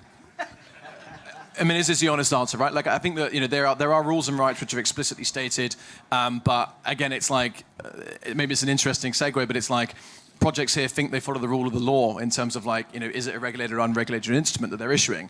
But there are, are you misrepresenting what's there? And I guess that, just having some rules or some facts stated in a smart contract isn't the entirety of the contract which is being entered into. That's why I'm trying to bring it back to what you're saying here. Or actually, if they're not understood by a bunch of, unsophisticated investors around the world, but actually there's a white paper attached to the smart contract which talks about token appreciation over the long term, then that's going to be part of that contract. So I think that smart contracts have a long way to evolve. I think they do form part of a contract, but I think the contract that token holders or token investors are entering into with a project is considerably deeper than the pure smart contract that you're kind of entering into. But I mean, look, we're at the very beginning of innovation in smart contracts, so there's 1% of the way there. I would agree with James. We're right at the very start of that, and every legal team that I've sat down with in the last year has told me what I can't do, not what I can do, and has billed me accordingly, and then absolutely plummeted me for information at every point in time. It's like I've been in teaching them. So if there's any lawyers in the house and you come from a reputable firm and you're ahead of the curve on this, please come up and introduce yourself. If not, then I hope you're learning today and you're going to bill someone for it. I think on the basis of smart contracts are predominantly typically done by developers. Really, it should be a legal contract, right? I mean, how many other contracts in your day-to-day life are done by developers? No disrespect to developers, but I think smart contracts are likely to move into more legally binding contracts. I think what's interesting about that is I think you're going to see actually is it's going to take ages to incorporate like the rules of a normal shareholders agreement into a smart contract, but it's much easier to reference a shareholders agreement in a smart contract.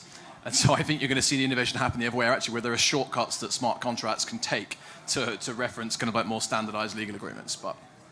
And of course, if it isn't self-enforcing, it's not a very smart contract. And we are seeing the origination of smart contracts now that self-enforce. So, for example, I know of an insurance product out on the marketplace that goes out to the outside world within the smart contract to assess whether a claim is valid and automatically pays out if it is. So there we're seeing an actual business that is running remotely on its own through a smart contract and is self-enforcing its own policies. So that we are starting to see that, but we're at the very early days of seeing that across things like supply chain move across the industry. Any other questions? Gentleman over there. Oh, sorry. This gentleman comes first. Hey, so my name is James. Thanks for speaking. Great topic and always great event. So one of the things that concerns me is I've seen patterns throughout technical advancements, and I posted a really cool post on my Twitter the other day that said there's this amazing new encrypted form of communication that allows people to have mass connectivity, and people are falling in love on this technology. People are creating crimes on this technology. People are and the government are seeking to regulate this heavily. And that could have been written about the internet, the dark web, Bitcoin, but it was actually written about the telegraph in 1919.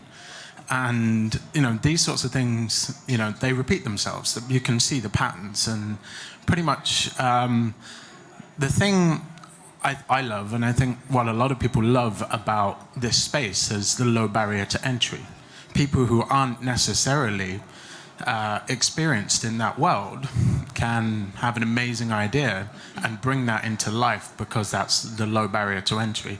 A lot of the original people in this space originally had no experience in this, and certainly no legal experience in this.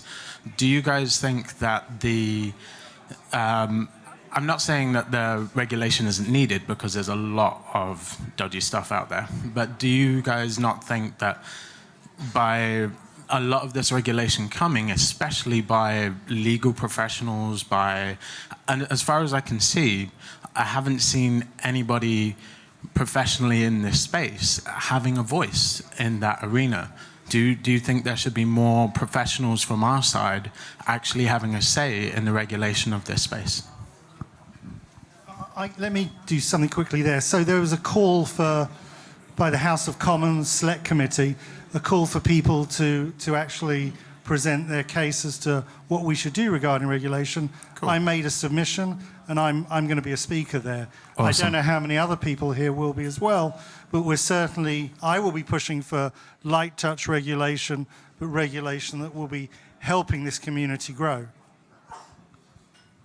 Funny you mentioned Telegraph, actually, because Telegram just raised 1.7 billion, and they've just been banned in Russia. And Telegram were not going to back down, and Russians are just quite anti that. I don't understand why. But what you mentioned there, I read an article this morning. One of the Chinese government officials, they mentioned they're finding it very difficult to regulate cryptocurrency, no matter how hard they try. You just can't stop technology, and the regulation. Regulation is what is the regulation for? That's the key question I'm trying to ask, and I'm trying to find the answers to when I'm speaking to people. Is it to protect the consumers, or is it to protect the organizations or the government? What are you trying to do with that regulation? Needs to be clarified and identified and voiced very clearly. And yeah, we need great speakers and presenters that can go and voice those.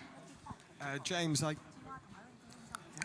I think you're absolutely correct what you're saying, that the original first wave of people who got into it did not have a regulatory framework, did not have any experience in legal, did not have any experience in big business.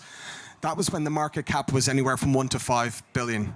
As we've now seen, it's at 330 billion. It's been up as high as 800 billion, and we forecast that we're going to have $1 to 2 to $3 trillion market caps in the next 1 to 2 years. In order for that to get to that mass market, we have to get rid of the bad actors, and we have to have some type of framework where people have best business principles, and there will be professional people moving in, because professional money will come in. And with that, we mustn't lose the core of what it's all about. We must keep that community-driven approach. But as the market capitalization grows and as real money comes in to deploy, I think that we do have to have some type of framework. But how that's sorted out with the good people here, I think it's going to be an ongoing conversation. So we'll take 2 more questions. I believe there's a chap there. Can we get a microphone to him? In the middle aisle. It's on its way, middle aisle, hand up. That'll get it to you eventually. Thank you very much. I'm about to do a shameless plug here. So I'm the CEO of a company called Uncloak, and we do cyber threat detection on the EOS platform. Question is how robust is the SAF token, or the SAF document at the moment? How robust is it for a means of investment? Not robust. I mean, there's a huge argument in the US about the SAFT actually making it even more like a security than it was in the first place. So I would suggest it's not robust in any way, and that every SAFT is probably slightly different anyway if it's been interpreted the instrument from the lawyers that you're working with. So I would say no, but depends. One last question. So 2 questions. Okay, you 2, and then we're done. No, I can't keep going all day, otherwise they'll throw me out. Hi, this is Biswa. So I am an investor for last 4 years. So obviously I started off with Bitcoin, Ethereum, and other base currencies. What I see in ICOs these days, or the tokens that are sold, the money is raised mostly in base currencies. So it's Ethereum mostly. Now, my question is, in order to support the operating cost or capital expenditure of your company, you need to liquidate those Ether that you raised in the funding round. And I just want to ask the question to someone like James, who probably have seen that. How do you see these startups managing effectively the funds that they raise in base currencies? So look, we contractually enforce people to liquidate the vast majority of their holding that they've raised, and most of that's happening through OTC providers, and so it's actually not difficult. If you raise 10, 20, 30, 40 million pounds, for example, of Ether, it's actually not that difficult to liquidate that into normal currency. Again, we believe that projects are raising amounts of capital which actually allow them to go and deliver real milestones, and they're not raising amounts of capital to be a hedge fund and have a liquid position in highly volatile assets, which might mean that they have a fraction of the capital at some point in the future which they needed to execute. So I think the challenge is most companies are not used to managing treasury, but I think there are simple ways that you can minimize their exposure to stuff, and you can trade large blocks of crypto into fiat without much challenge these days. Hi, my name is Han Wu. So it's a question for David, because I see you are wearing an Ethereum T-shirt. So, I mean, Ethereum is a good platform because it enables, easiness of issuing a coin. But the value I see in Ethereum is actually the smart contract bit. But I think people have been using or abuse Ethereum platform to issue too many coins. I mean, a lot of scam ICOs we can see. So, is the Ethereum community doing something to actually, maybe help people realize the smart contract bit?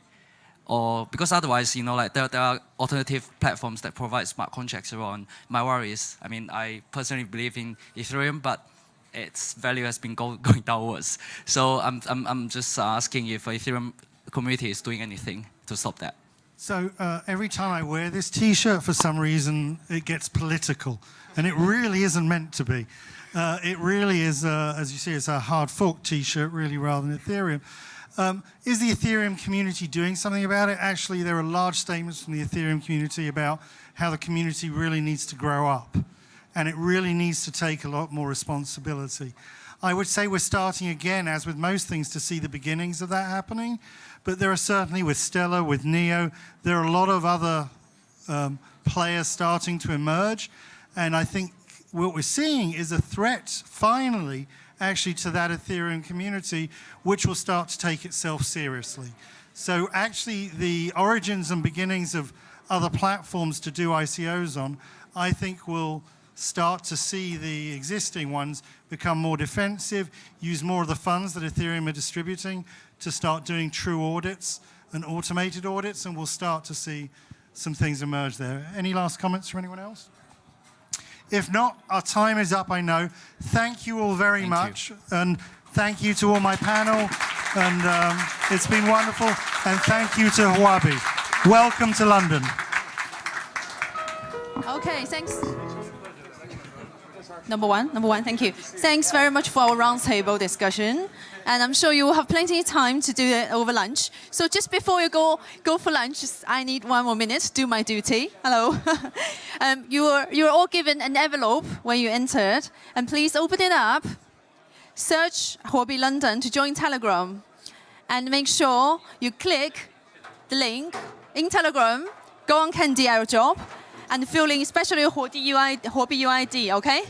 Because this is about, I think, worth £50 of airdrop for you. £50, 50. Thank you. We're coming back in about an hour, so 1:20, about 1:20 we start, slightly earlier. Thank you.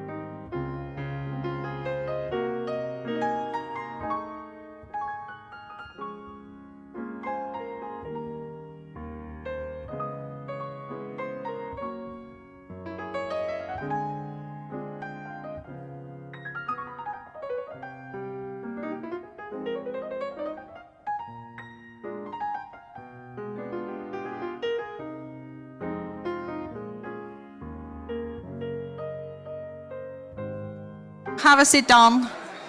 我们3分钟以后开始，提前10分钟，下午场提前10分钟，所以希望大家能够各就各位，回到座位上，谢谢。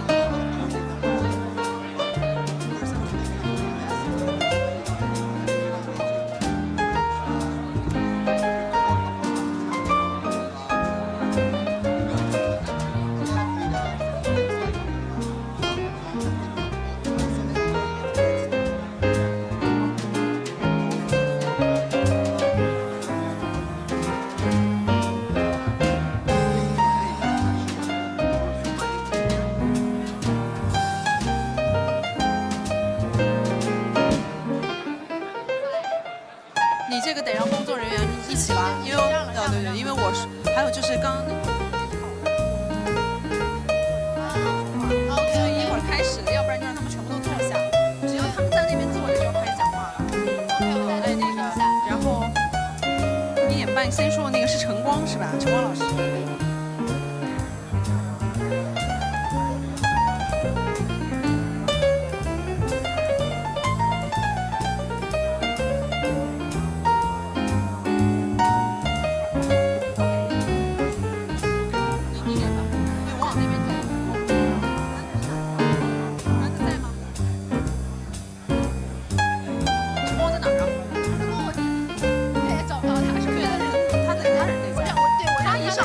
大家就安静。我说话，大家都在那里闭口听话吧。你先把他人找抓过来。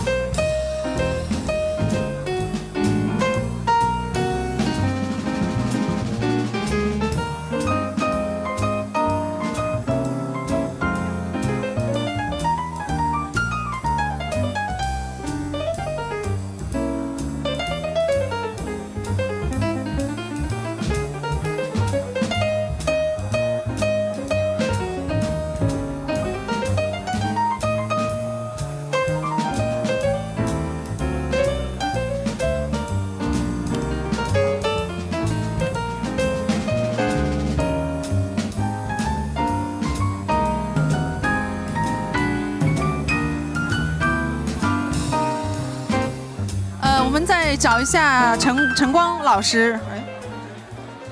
We're looking for Mr. 陈光。陈光老师，可不可以到前面来一下？要不要麦克风跟大家讲一声，说下午要开始？已经说了。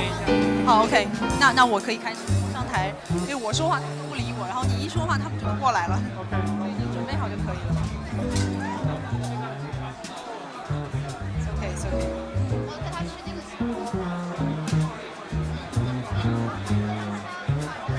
你要不要再放一遍那个录？不用放了啊。不用放了，别。那我就直接说了，好不好 ？All right, our afternoon section is starting. Right. Hello. We need some Huobi staff to actually move people over. Right, where's my words? All right, good afternoon. Good afternoon, ladies and gentlemen. Shall I continue? Good afternoon. So, welcome back to Huobi UK Meetup, the gateway to crypto exchange. My name is Ding, founder of UK China Catalyst, bridging the West and the East of the blockchain world. Now, we have 4 speech in the afternoon, and each of them is about 20 minutes. So let's keep our shape and still pay attention to the speech even after lunch. Grab a coffee if you think you're going to fall asleep, but listen carefully. So, our immediately next speech is going to be delivered by Mr. Guang Chen, who is the investment director of Huobi Group. He's going to introduce the Huobi innovation to us. which is very important. So we're going to welcome Mr. Guang Chen, Investment Director of Huobi.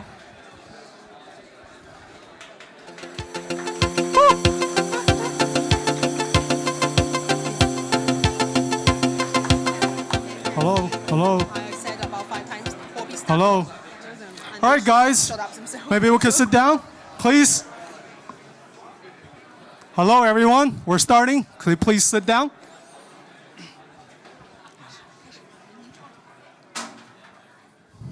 Hello, everyone. Hello again. My name is Gordon. I'm the director of the Huobi Global Ecosystem Fund. It's a long name. I'll explain why.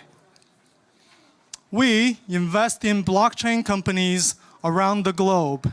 Okay, but we're different from normal VC funds, and I'll tell you why. So how do I go to the next slide?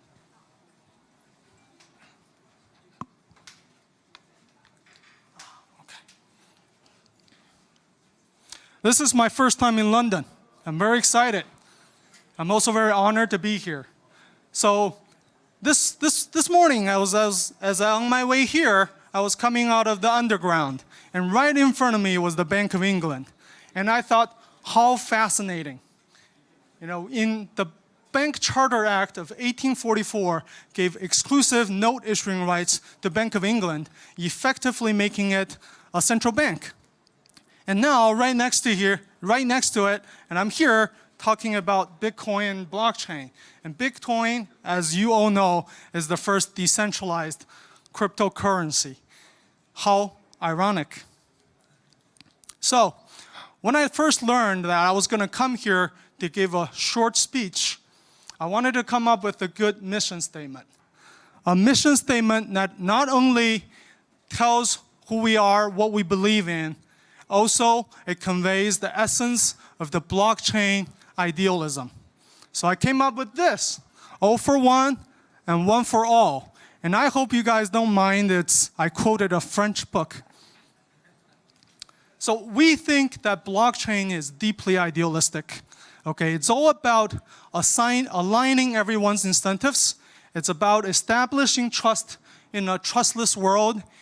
And it's about making the world a fair, transparent, and democratic place. We have a lot to do. And how are we going to do that? We're going to do three things. The first part is simple. We do investment. Just like I said, we invest in companies, blockchain companies around the globe. The key we believe in it's in partnerships. We partner with our companies and we share resources with them. And not only do we do that, we help our companies partner with each other. And we all share resources. And it's important because in a natural ecosystem is not controlled by any one party. And it is always changing, it's adapting, and it's evolving. That's what we want it to be like.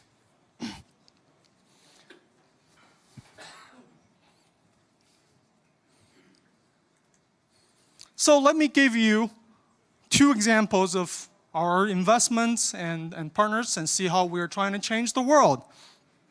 This company is called meetup. Okay, they are basically creating investment funds and index funds on top of the crypto market. And this is nothing for Wall Street because there's so many funds already. But if you think about it, in the rest of the world, most people have no access to good investment vehicles, and we think it's important. And also what's very interesting is actually we're seeing the formation of a whole new financial market right in the crypto world.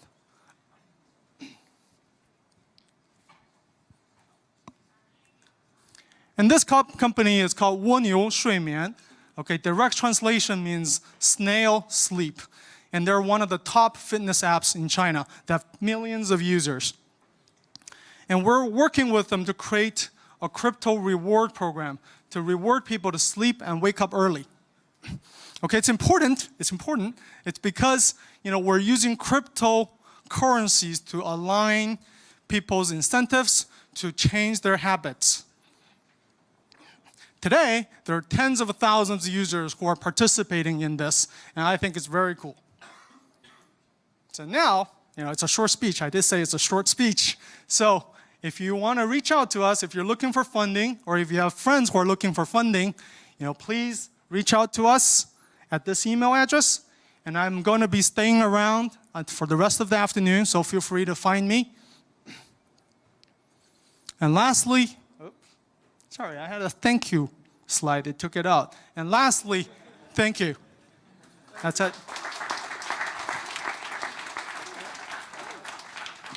All right, that gives me a surprise because it was really quick. Thank you. So do you guys have any questions? Yeah, I will take a couple questions if you have any. And can I have a member of staff to help with the microphone, please? There you go. There, here's. Better get down. Hey there, my name is Christian. Hi, Christian. I'm the CEO and founder of a new ad tech and fintech company in the blockchain space. We are trying to create an ecosystem for esports and gaming industry.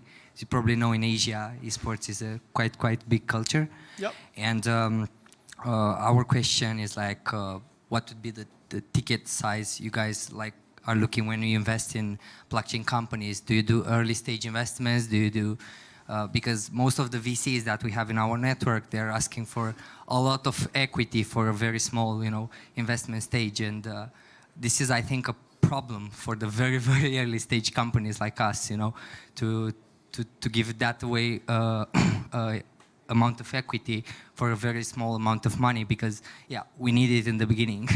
Right. Well, to answer the question, our fund size is $200 million right now. And so far, we've invested, we are new. We're pretty much 2 months old. And so far, we invested in about 10 companies. Most of them are actually early stage. So, definitely we do early stage deals. We also do, mid stage and late stage deals. But, so far, mostly in early stage, because blockchain is so young that it's hard to find very established companies at the moment. Yeah.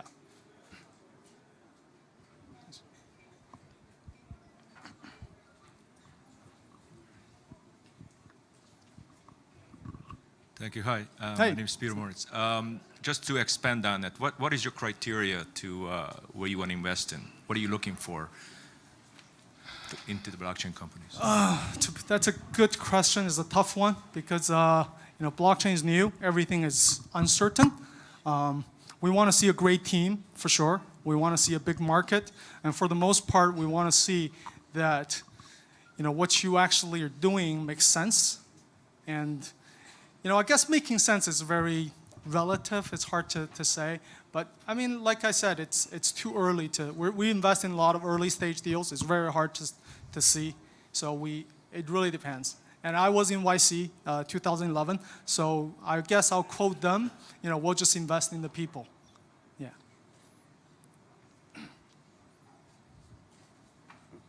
So anyone else?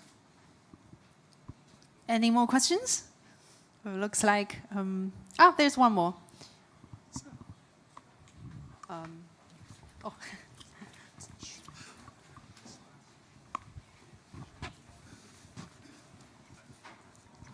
Hello, my name is Taicho Atigitian. I'm founder of this stream. And the question, you are mostly investing on the companies, more the infrastructure platforms, projects, or the project for the people, let's say, which are built on the infrastructure already? Oh, we do both. We do both. And it's a little bit not understandable if you are taking the equity or not, or it's a token-based something. We also do both. We actually, most of our deals so far actually have been equity deals, but we also do ICOs. Yeah. Okay, thank you. Okay, thank you. Okay. Okay, we have Q&A section in the end, so if you've got more questions, you can save that please. for... If you have any questions, find me around. I'll be around here, so find me. Cool, thank you. Thanks Bye-bye. to Ms. Guangchen, and Director of the Investment of Huobi, to give a short introductory. So our next one is, last but not least important, keynote speech from Huobi staff, which is about new super cashback program. And presenter is Che Chen, Huobi Global Senior Business Development Manager. Please welcome.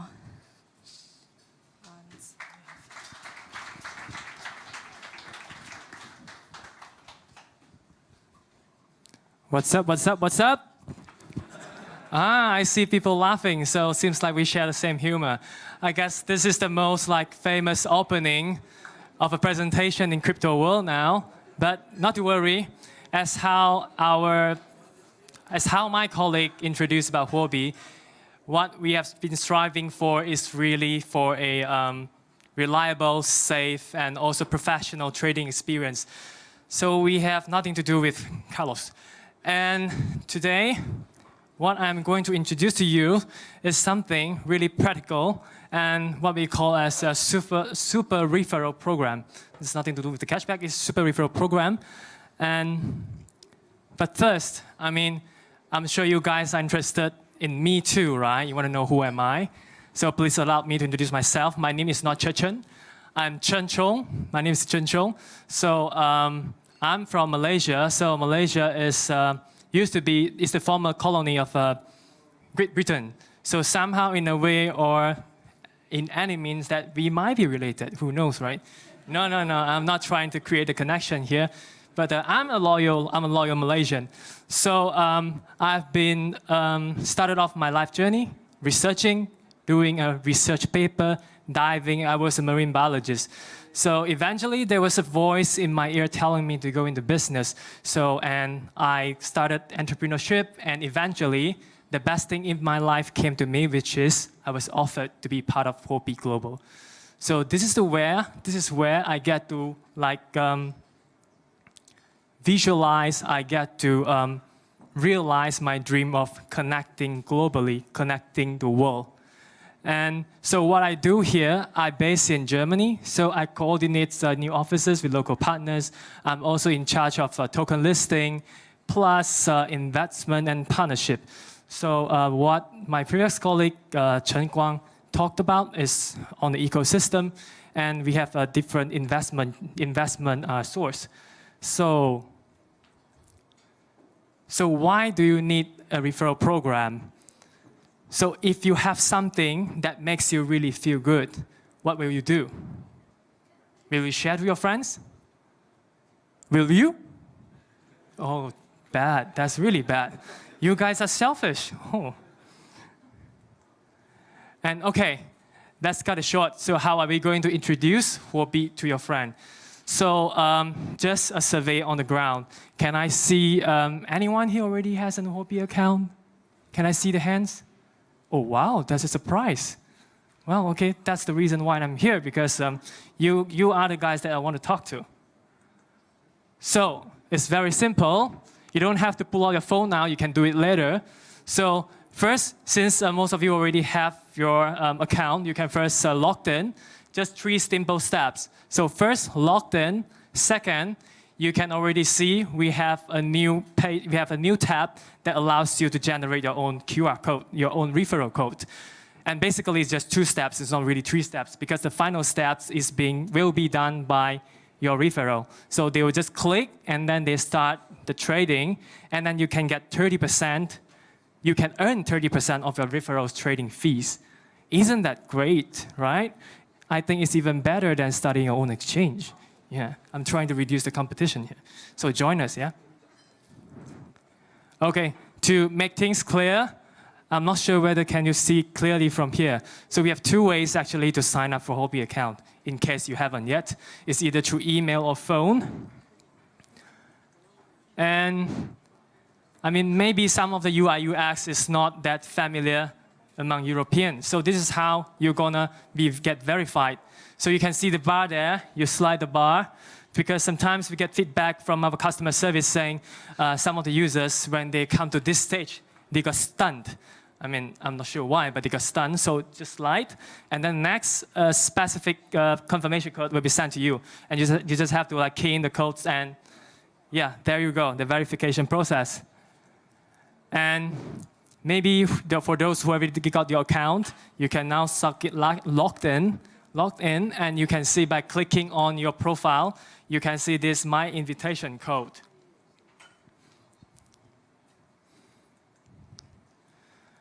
All right, so after you do that, this will be the landing page. You can see, once you're logged in, you click on the referral code, you are already halfway into the land of cash rewards. Yeah. Well, I mean, to give you a little bit of sense of urgency and competitiveness, so this is the this is the billboard, invite the billboards to actually to track your performance. I mean, once you start referring your friends to come in, you can already see the result of your result. That once you click this view the full list, you will have the full records of your performance. So from now you can see this is the top 3. I mean, we have this, I mean, guys, this is our premier launch of this feature in Europe. I mean, why we already have this statistics? Because we did some soft launch in Asia. So this is already the result for only 2 weeks. So you can see from the top, we already have 44,000 USDT. And the second is 29, and then the third one is 26,000. Not too bad, right? And I mean, may I know how many of you are local, like from London? Okay, I mean, unofficially, this is what I heard. European like has the best taste on planet. Am I right? No? Okay, since you deny it, then I wouldn't say anything.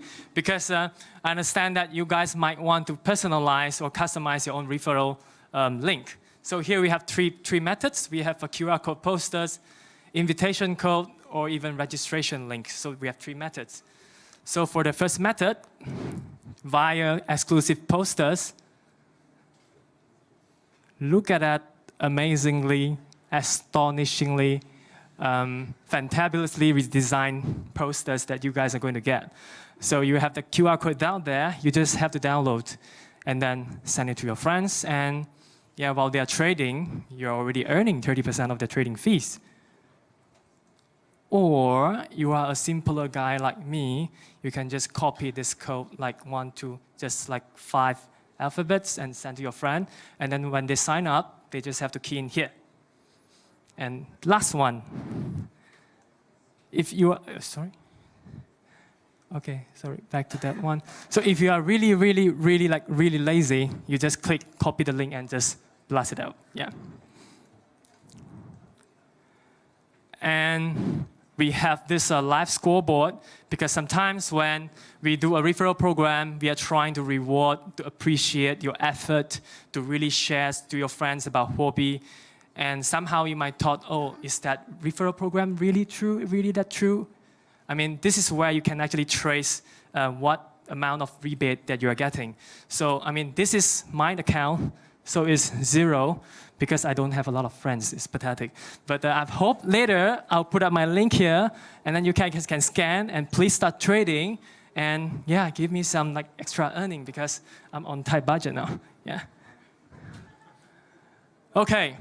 Just in case, I'm not saying everybody here, but just in case, if any of you have the bad fate like me, like having not really a lot of friends, and you feel like making more friends and giving more referrals, this is where you should go. Yeah, you scan or you join in this super rebate Telegram groups. Inside there, you will get to meet a lot of, especially from Asia.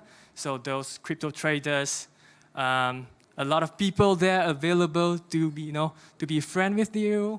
Yeah, it sounds interesting, right? I mean, you are now allowed to, raise your phone and then snap, scan, and join the group. Yeah. And there's another thing.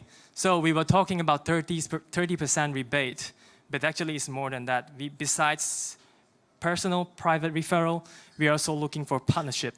So if you have like a big group of friends who are interested to join in this partnership group, actually the amount of rebate can go up to 50%. So to be really honest, it's even better than starting your own exchange. Yeah? And I guess that's it.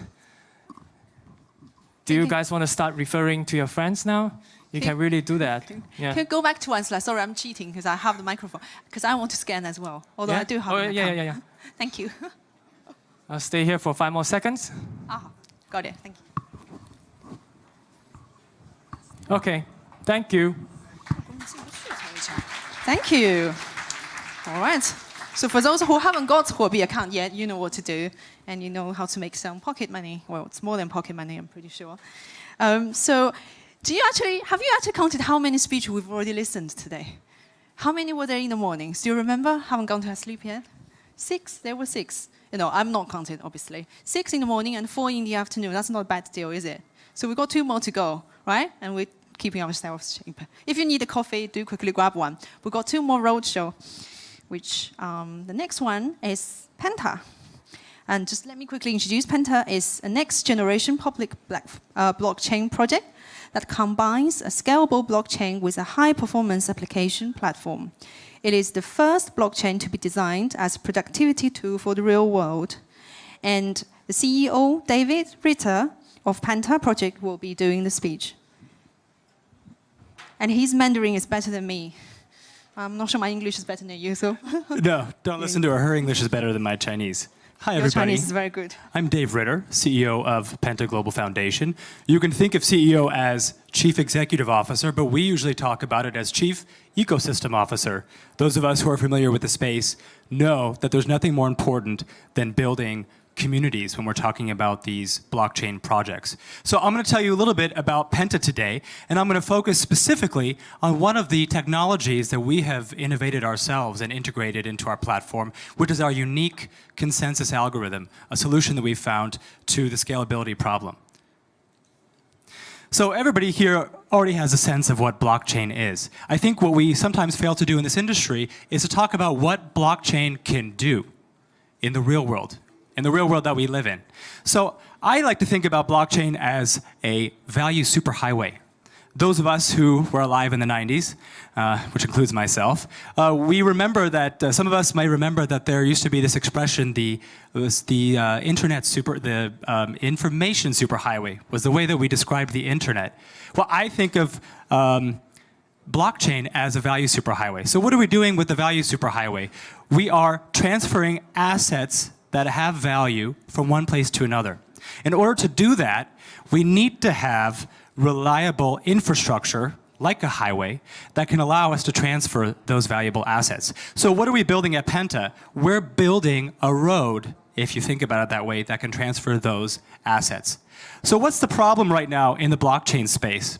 Now we're talking about a public blockchain. This is a base layer infrastructure project that will allow a high-performance decentralized application platform to run on top of it. So what are the problems that currently exist in the space? I'd like to highlight a few here. Number one is the scalability problem. The scalability problem I'm going to focus on in my speech today primarily is a result of the consensus algorithms not being able to solve the problems of these diverse communities. Number two is a security problem. We know that on the horizon there are other technologies that are being developed right now. We need to take into account those technologies like quantum computing as we formulate the network architectures that go into these blockchain projects. Another problem is interoperability. A lot of projects in the space are focused on solving the interoperability problem. So this is the problem of being able to link blockchain to blockchain, but it's also the ability to link blockchains to existing systems. Only then can we transfer valuable assets from the real world, this is the off-chain world, to the digital world that we're talking about with blockchain. Another problem is smart contracts. I think somebody mentioned this before. I was, just last month, invited to a symposium.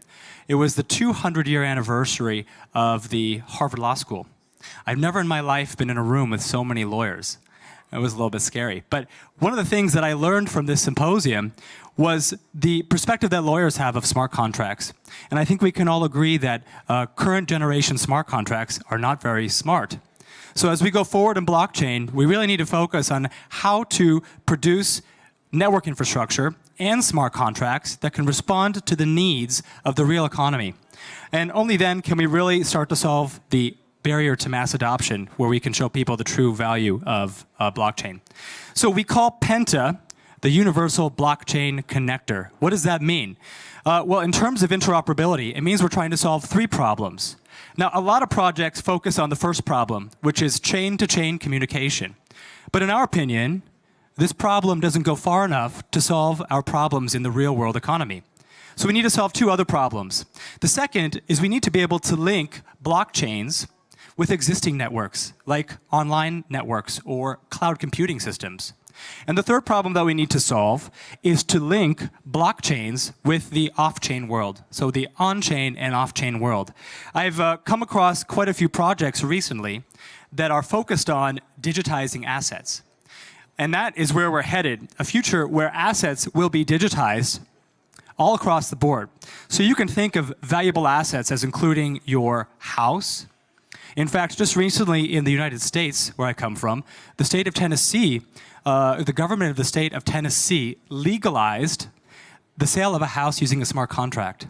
So we are headed to a future where off-chain assets like houses, like cars, like the location data collected on your cell phones, all these are valuable assets that can and will go on the blockchain. And then once they're on the blockchain, you need a safe, reliable infrastructure to be able to transfer those valuable assets from A to B, across networks, across systems, and be able to control your data. A lot of people describe data as the most valuable asset of the 21st century. Some people call it the oil of the 21st century. So we need to be able to have control over our own data. So why do we call it the Penta network? The Penta blockchain is just one feature of the Penta network. So where we are today at Penta is we have already been deploying blockchain projects for a few years. Our development team came out of the fintech sector, and I'm going to show you today some of the projects we've deployed. Again, we need to be focused on how blockchain can solve real-world problems. So where we are today is we're building our public blockchain.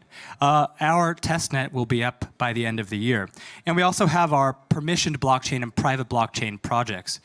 Many have already been deployed. So where we're going tomorrow is to a network infrastructure where we can connect not just public blockchain projects and high-performing applications through our dApp layer, but also those private blockchains that need to interact with public blockchain networks. And in the future, we're going to what we call the Penta network. The Penta network is, you can think about it as a kind of operating system where we are able to connect the three layers of connectivity I just mentioned, which are chain-to-chain, chain to existing network, and on-chain to off-chain. So here's an overview of the Penta network architecture. We have a public blockchain. That's our first step. The second step is to launch our application layer, and we're really focused on making it a high-performance application layer because we have experience working with enterprise partners, so we know the pain points that they're trying to solve with blockchain technology. Then is our connection layer. This is the technological stack that we will be using to solve the three connectivity issues I just mentioned. And where we're headed in the future, of course, is our vision of a Penta network. Here's a little bit more information. I just want to, for those of you who aren't very familiar with this idea of a public blockchain infrastructure, we're kind of like a next generation Ethereum. And you can think about it as like an operating system on your cell phone. So you have an iOS system on your Apple phone. You have an Android system maybe on your other phones. And if you're an app developer, I don't know if we have any app developers out there today or people who are developing decentralized applications. Wonderful. So these are not mutually exclusive. In fact, in the future, I believe you're going to have multiple blockchains. And the value proposition to you is not just going to be the blockchain that you build on, it's the ecosystem that those blockchains serve. So building communities is key. And you can think about a public blockchain as kind of like the operating system on your phone that is supporting the applications that run on top of it. And as I mentioned before, we are providing a blockchain infrastructure that will be able to communicate not just with other blockchains, but also with private blockchains, with side chains, and so forth. So we need to be building an architecture that can accommodate the real-world economy of the future, the smart economy. Now I come to the fun part of the conversation, which is about consensus algorithms. How many of you have heard of POW, proof of work, and proof of stake? Okay, so you guys are already experts. So Vitalik Buterin, the co-founder of Ethereum, he wrote something not so long ago. And he talked about the blockchain trilemma. It's really the consensus algorithm trilemma. It's how to balance these three problems when you are constructing a consensus algorithm so that you can achieve scalability, but at the same time remain secure and try to remain decentralized. Now, to date, no project has been able to do that. We haven't seen a fully scalable system that's also secure on any of the existing networks. And I'd like to talk about what we've innovated at Penta in order to solve this problem. But let me do a brief overview of where we are right now in terms of consensus algorithms. Everybody knows about proof of work. You just raised your hands. So I won't say too much. It's the consensus algorithm used by Bitcoin. It's currently used by Ethereum. Proof of work in the beginning was a really level playing field type of consensus algorithm where all you needed was a computer and a graphics card so you could mine Bitcoin.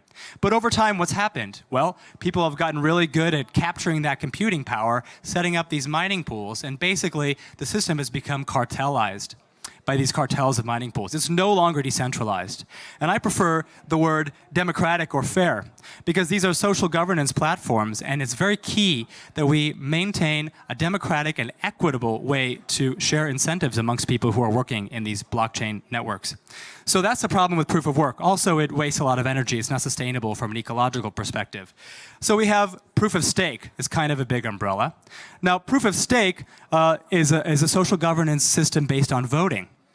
The problem with proof of stake is that, and you'll see again there's an X there where it says democratic or fair, because it favors those who have higher stakes in the system. The bigger stakeholders have a bigger vote. And that means that the rich get richer and the poor get poorer. And that's not what we're trying to do. That's a simple way to say it, but it's true. That's not what we're trying to do with these decentralized, inclusive systems. We're trying to lower barriers to access. We're trying to be more inclusive and equitable in our perspective as we build towards the smart economy of the future. A lot of people have heard of delegated proof of stake. This is the consensus algorithm used by EOS, which is going live with this mainnet in June of this year. DPoS is a kind of voting system like proof of stake, but it uses supernodes. And do you know how many supernodes there are in EOS? 21. The problem with having such a small system is that it's vulnerable to attack and it's vulnerable to corruption. It's easy to see how you might persuade somebody to vote for you as a supernode if there's only 21. Again, this is not the outcome we're looking for. So dynamic state consensus was developed by the Penta tech team. And what we try to do with dynamic state consensus is find a balance between these three key issues of scalability, security, and being fair. And I'll show you briefly what we've done with dynamic state consensus. What's truly innovative about it is a few things. Number one, we've innovated our own randomization algorithm, the Penta randomization algorithm. That name is a placeholder until we come up with something cooler.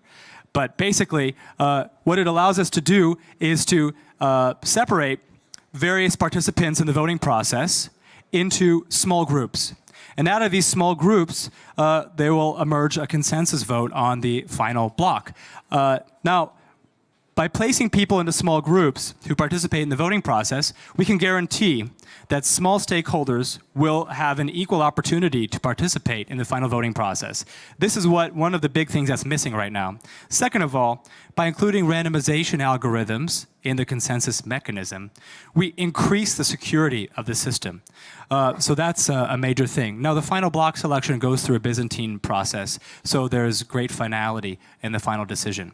So this is a kind of basic overview of dynamic stake consensus.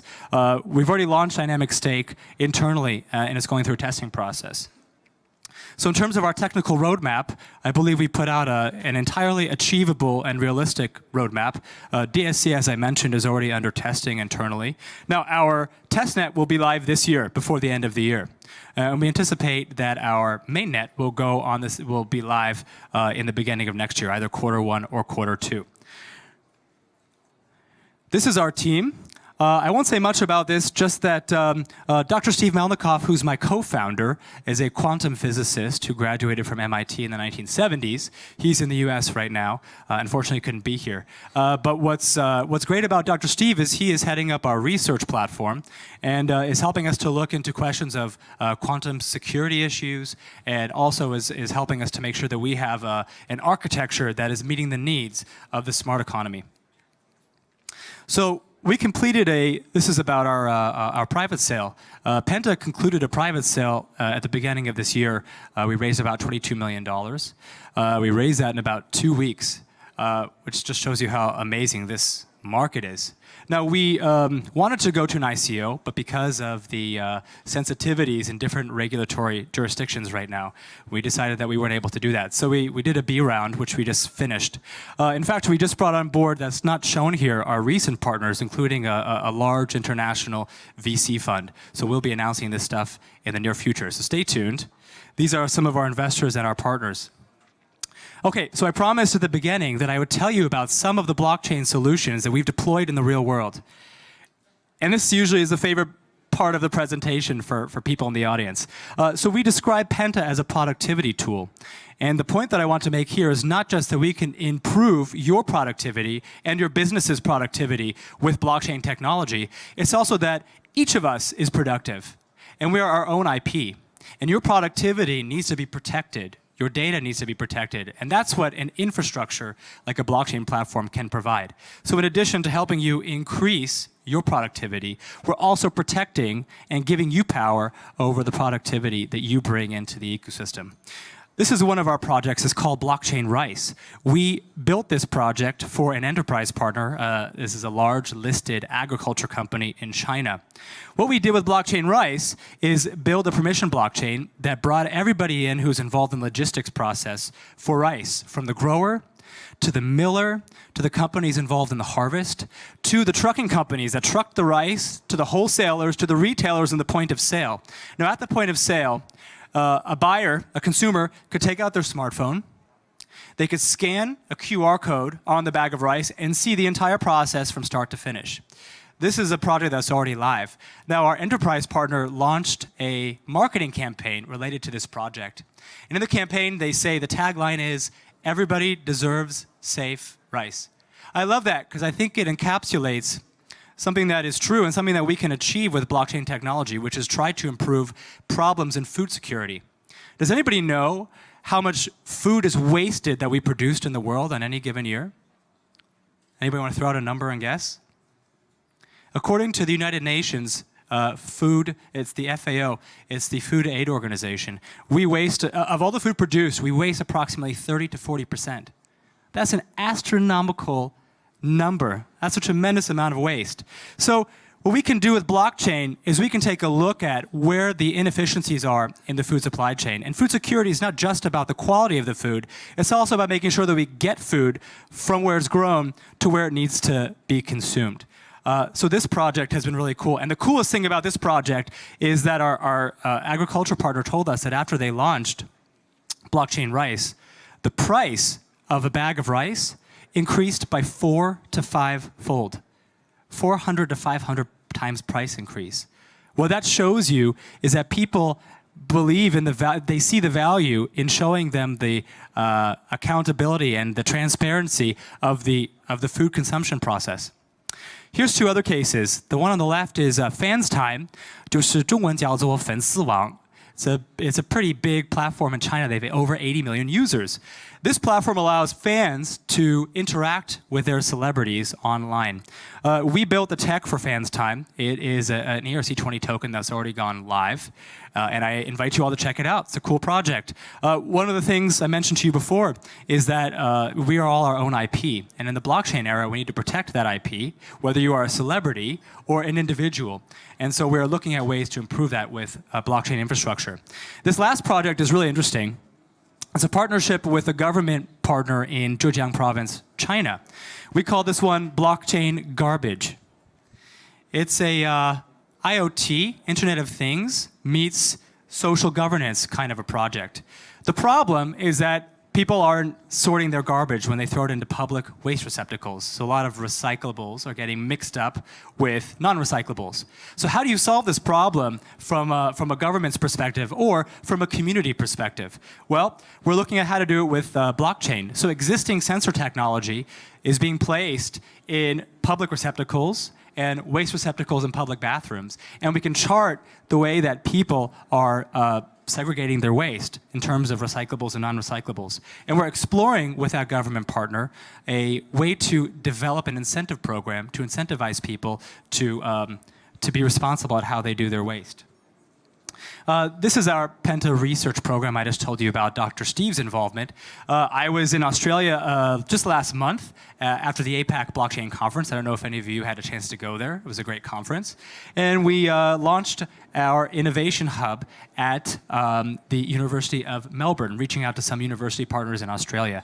So we recognize that there are big challenges in the blockchain industry, and we are hoping to reach out to members of our community and the developer community and the blockchain community to help us look for solutions and conduct research.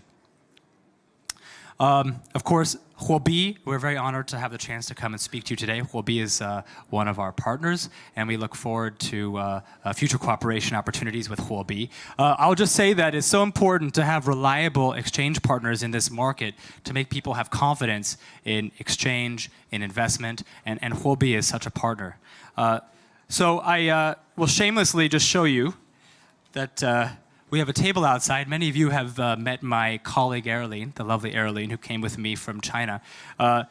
We have some information about Penta if you'd like to learn more.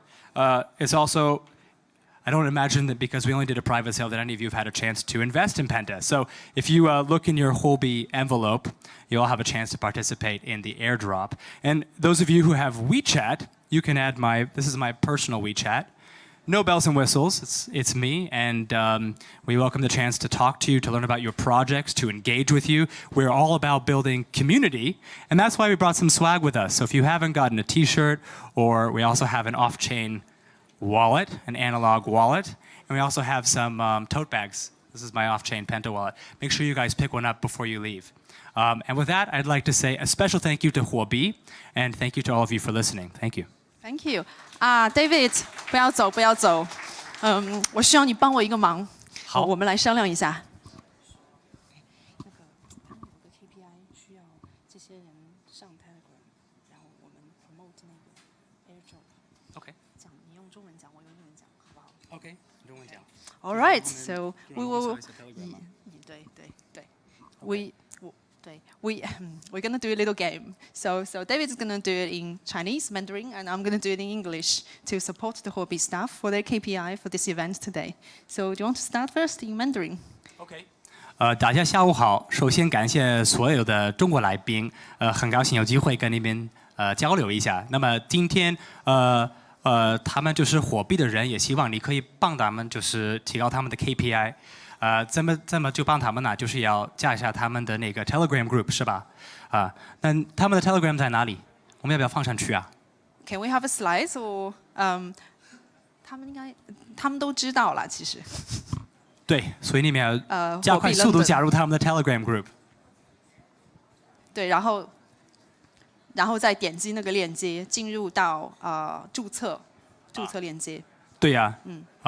那么我今天我早来的时候，我应该是在就是前50个人都已经加入了你们这个 Telegram group。这么快 ？OK。非常好用，非常好用。然后今天的糖果有哪几个？除了我们 Penta 以外呢，这是 Penta。除了 Penta 以外呢，我们看一下。除了 Penta 以外呢，我们还有那个 Bit Capital Vendor。I'm now promoting everybody's project. Link Eye. And Elastos. So in English, just briefly, make sure you guys get into the Telegram group for Huobi. I caught him. There are airdrops from. Stop yourself speaking English now. 不好意思，是不是你应该你说英文？应该讲中文的。没有，我感觉他英文的就口音比我的更好听。It's me. I can't speak Mandarin a consistent paragraph now. English always come out. It's very difficult after you lived here for so long. But you speak brilliant British. For those of you who are from the UK, I must apologize for my American accent. We are separated by a common language. I can't too. 并没有，对。Okay, so yes, please. So do join Telegram. I think we've got about over 100 people now in the Telegram group, but we've got about 380 people signed up. So there must be 200 of you that haven't gone there yet. Either you don't have a Huobi account or you just can't be bothered. So please do click or search Huobi London on Telegram, join the group, and make sure you get the airdrop, which worth about £50 or so. So it's a good deal. It's free money, guys. Thank you, David, for your help. It's very 谢谢大家。 impressive Mandarin, isn't it? That's what you need. Speak both language and know the technology and looking handsome to do all the business in the world. So we have last, not least important project Roadshow, which is Bit Capital Vendor, which is a project focused on digital asset management, and it technically reconstructs the bottom layer of the popular blockchain platform, supports cross-chain communications, and makes rapid payment possible, which is suitable for next-generation digital asset management. And let's welcome CEO and director from BitCV. Would you introduce yourself? Because I haven't got the names on my board. So it's Eric. Yeah, Eric. And CEO. And Walter Wu. Walter. Yeah. So they're gonna deliver it in both Mandarin and English. Thank you, thank you. Hello. Ladies and gentlemen, it's our honor to have this opportunity to introduce BCV to you. In order to make a better understanding to all of you, I will present in Chinese, and Eric will make this speech in English. 我在2017年的年底创建了 BCV。BCV 的全称呢就是 Bit Capital Vendor， 它的意思是数字资产提供商的意思。So BCV was founded at the end of 2017, and the full name of BCV is Bit Capital Vendor. 我们创建这个项目的主要目标是想为数字资产管理行业提供一些基础设施和工具。So the main goal of our project was to provide the management service for digital assets. 那我为什么要选择数字资产的基础设施建设和工具作为我的这个创业方向？我们可以来看一下这张片子。So why do I choose the management of digital assets as my startup? 首先，我是看到了数字资产这样一个快速发展的市场。First, we saw there is a rapid growth of the digital asset management world. 我们可以看到数字资产的成长从2013年的10几亿英镑发展到今天的数千亿英镑这么一个市场规模。The market value of digital assets grow from 1 billion pounds in 2013 to hundreds of billion pounds today. 尽管如此，还是只有一部分的投资资产成为了数字资产，在全球的可投资的人群之中，也只有不足10%的人参与了数字资产的投资。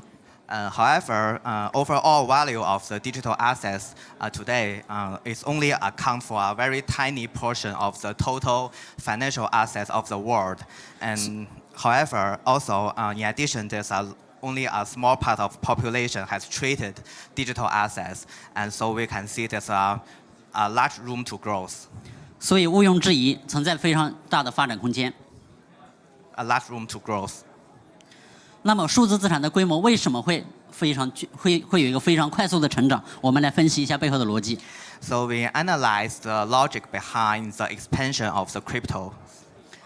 伴随着比特币的出现了区块链技术。区块链本身是一个底层的数据存储结构。So along with the Bitcoin, we born the blockchain technology, and it's a peer-to-peer ledger system. 以太坊的出现，在上面产生了智能合约，智能合约导致了通证化。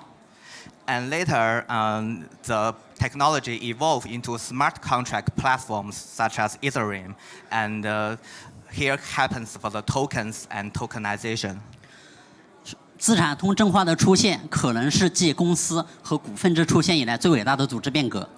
So the tokenization of the communities and companies is already taking place, and we think it's the most important organizational structure shift since the equity system was invented.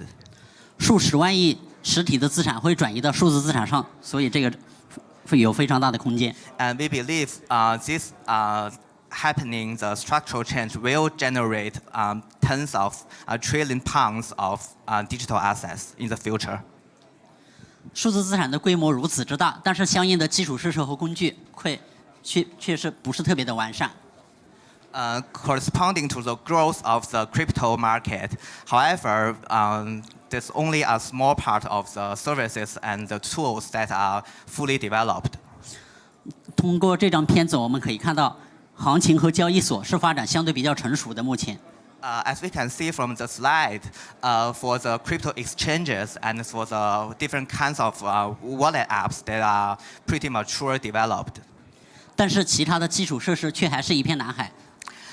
And also for the market information and the data providers are developing very fast. However, we can see the other information tools and other services in the traditional financial world are still remain blank in the digital asset world.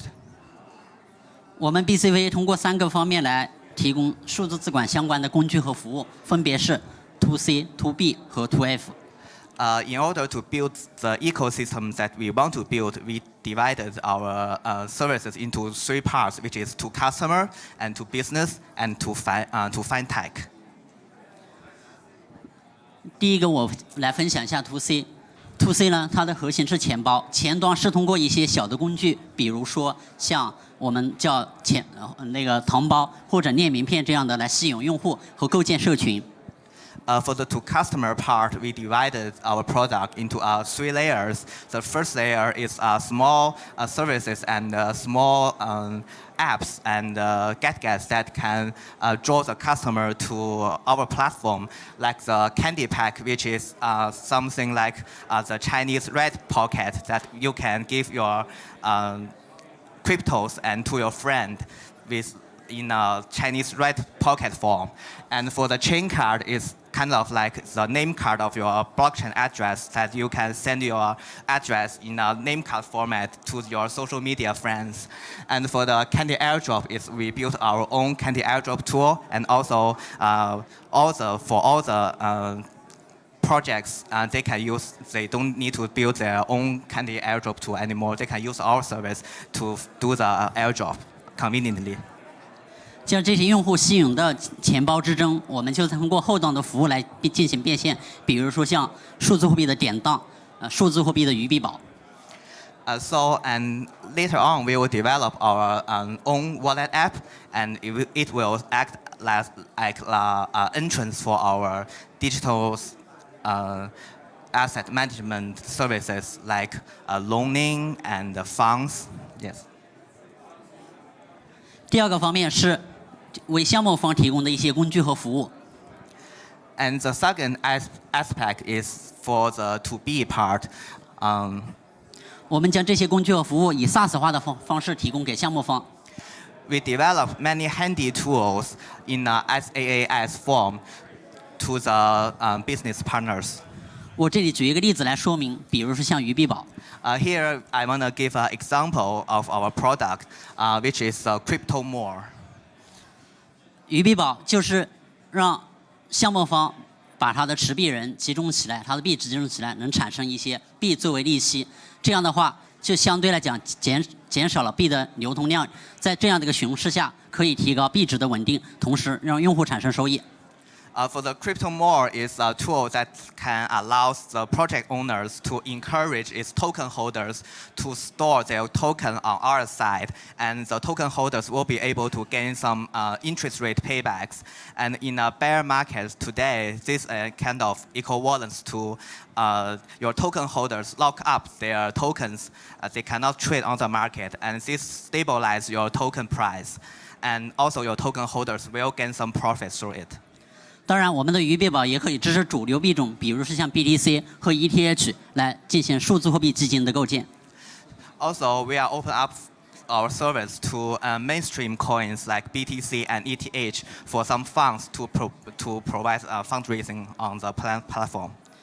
第三个是我们的底层技术部分，就是 To F。And for the to financial part, we are doing our own blockchain. 这里边的核心是我们的 BCV 资管链，因为无论是 To B 还是 To C， 它这些交易都需要透明公开上链，所以我们开发底层的资管链。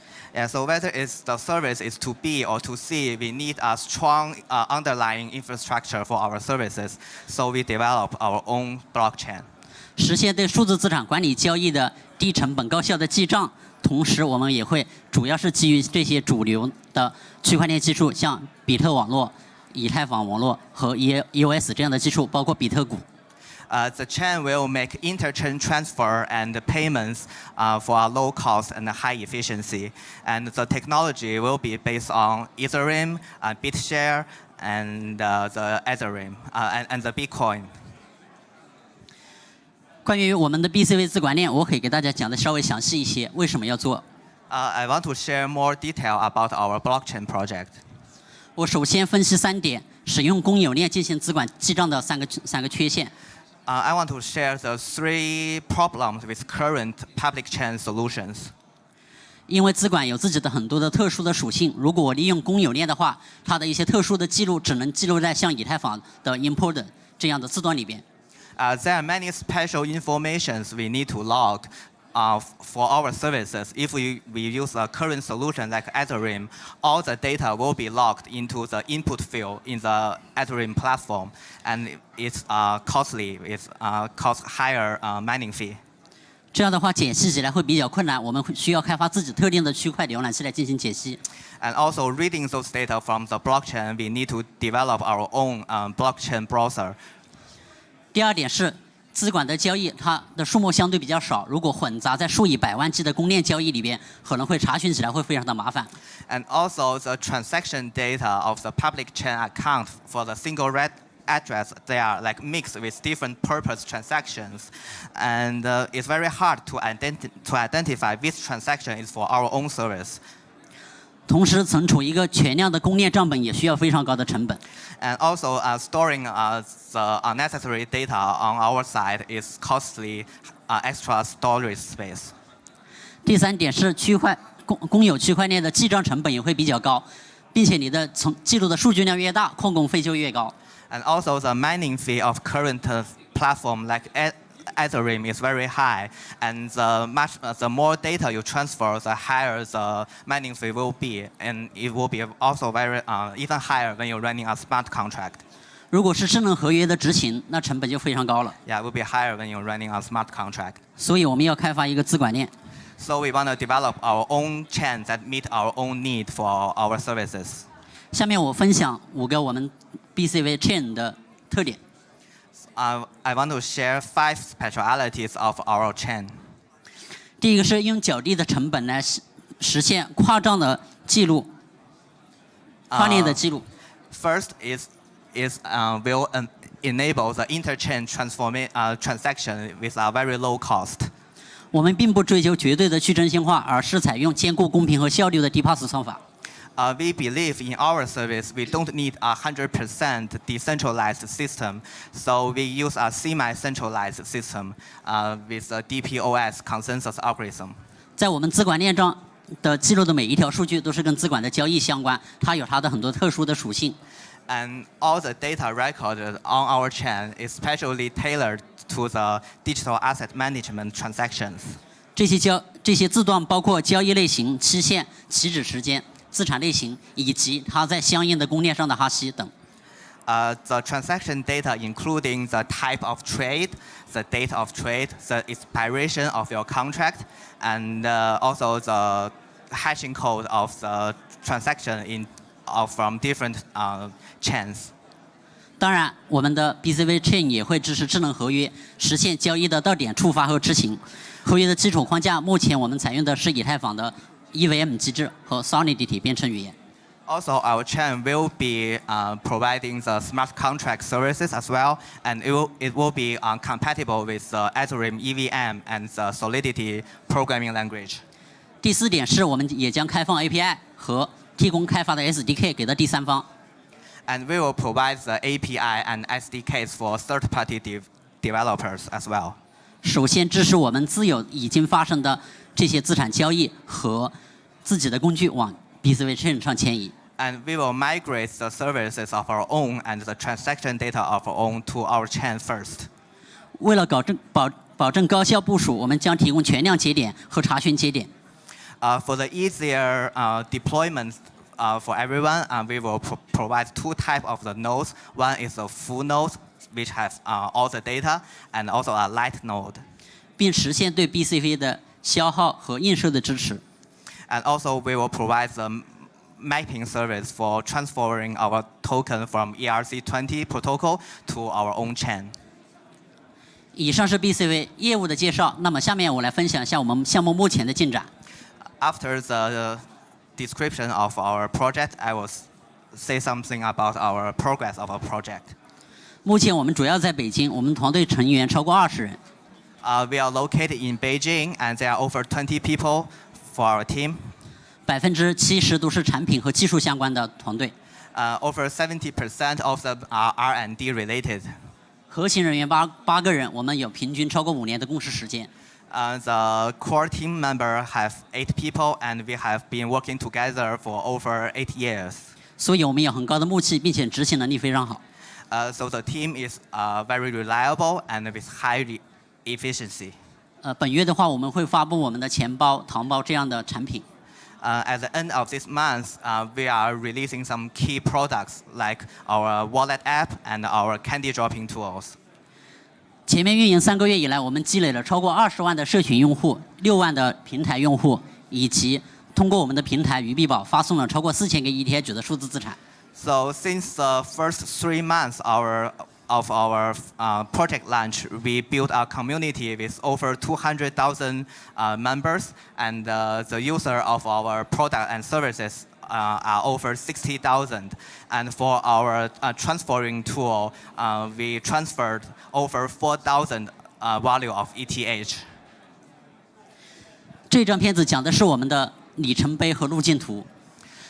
This slideshow shows our milestone and roadmap. 在上半年，我们主要开发各种各样的工具，当然同时也进行链的开发。In the first half of the year, we are developing the tools and services, and also alongside with the blockchain. 在9月份，我们将上线测试网络，开始迁移自己的工具。By September, our testnet of our blockchain will go online. 在年底完成主网的上线，提供 API 和 SDK 给到第三方。And the mainnet will be go online by the end of this year, and the API and SDKs will be available for the community developers. 很高兴来到伦敦和大家交流，也希望同火币和火币的 UK 有非常多的合作。然后我们的那个卡片上有我们项目的信息。Thanks for your attention, and glad to be here in London, and we are looking forward for a cooperation with Huobi to provide a more convenient service for digital asset management, and also we are doing our candy job in the Telegram group, and feel free to register. Thank you, everyone. Thank you to both leaders from Bit Capital Vendor. Very, very diligent people and knowledgeable person about their project. Please do study about it. Now we have the last session, which is a Q&A session. And we have a few delegates from Huobi that are still available for Q&A. So can I invite Ted Chu, founder of Huobi Labs. So it's also to remind you who is who. So Ted Chu, founder of Huobi Labs, please come on the stage. And also Da Zhi Guo, Mr. Da Zhi Guo, who is the Chief Research Fellow of Huobi Academy of Blockchain Application. Da Zhi Guo, Chief Research Fellow of Huobi Academy Blockchain Application. Remember what they've talked about? Do you remember? And Guang Chen, Mr. Guang Chen, Investment Director of Huobi Group. Mr. Guang Chen is the Investor Director of Huobi Group. And also Che Chen. Mr. Che Chen is the Senior BD Manager from Huobi Europe. So we've got 4 guys from Huobi leaders. And now we have a Q&A session opportunity. Please do ask. And please, for those tea break people, please just keep your noise down, because once you start to talk, it's really noisy here. Thank you. Any questions? Well, missing one more person. Any questions? About Huobi investment, about Huobi Academy, lab, about how to... Yes, we have one question here. Can we pass on a microphone, please? Where is our runner? There we go. Just have a quick think about what you've gone through this morning. Better with the microphone, actually. So I'm, along my co-founder, we're building a portfolio solution. So it's not in the blockchain. This is for an investment question. Do you only invest in blockchain projects or kind of cryptocurrency applications as well? We actually it's interesting that you brought this up. Actually, I see it right now in I see it in 3 types of companies. There's actually the blockchain companies that actually has a long time to actually become fully useful. It's still in the very early development stage, where then we see the cryptocurrency companies that are already actually functioning. So we invest in both. And actually today, we actually invest for our current investments, mostly are actually in the cryptocurrency space, which is, if that answers your question. Yeah. Okay, thank you. We got the second question. Hi, I'm Shanwaz Aziz, CTO of Pharma Trust. I've been in blockchain for the last 5 years. So my question to you is, where do you see blockchain in the next 3 years in terms of adoption? Where do you see blockchain in the next 3 years in terms of adoption rate? Adoption.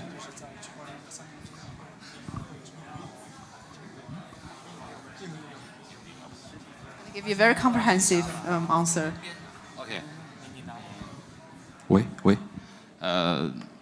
Nowadays, I think the main trouble is in this industry is less technology efficiency. So I think the first step, the platform asset, also the platform project should be make a competition, and then is the application asset such as application project, and I cite in my slides there is around 22 industry related to 22 industry, and then they can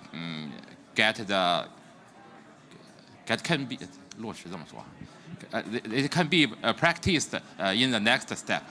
Okay. So I guess I'll add to it. I've been in this for a little while. I actually look at blockchain. I think and Bitcoins and all the cryptocurrencies, I think it's full of conflicting interests. And it's developing very rapidly.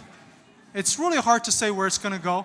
A lot of people think it's going to completely revolutionize the business space. I actually think consensus and speed and efficiency are conflicting with each other. I actually think blockchain will revolutionize the social space first, before it actually gets fully adopted in the wider economic impacts. I don't know if that makes any sense.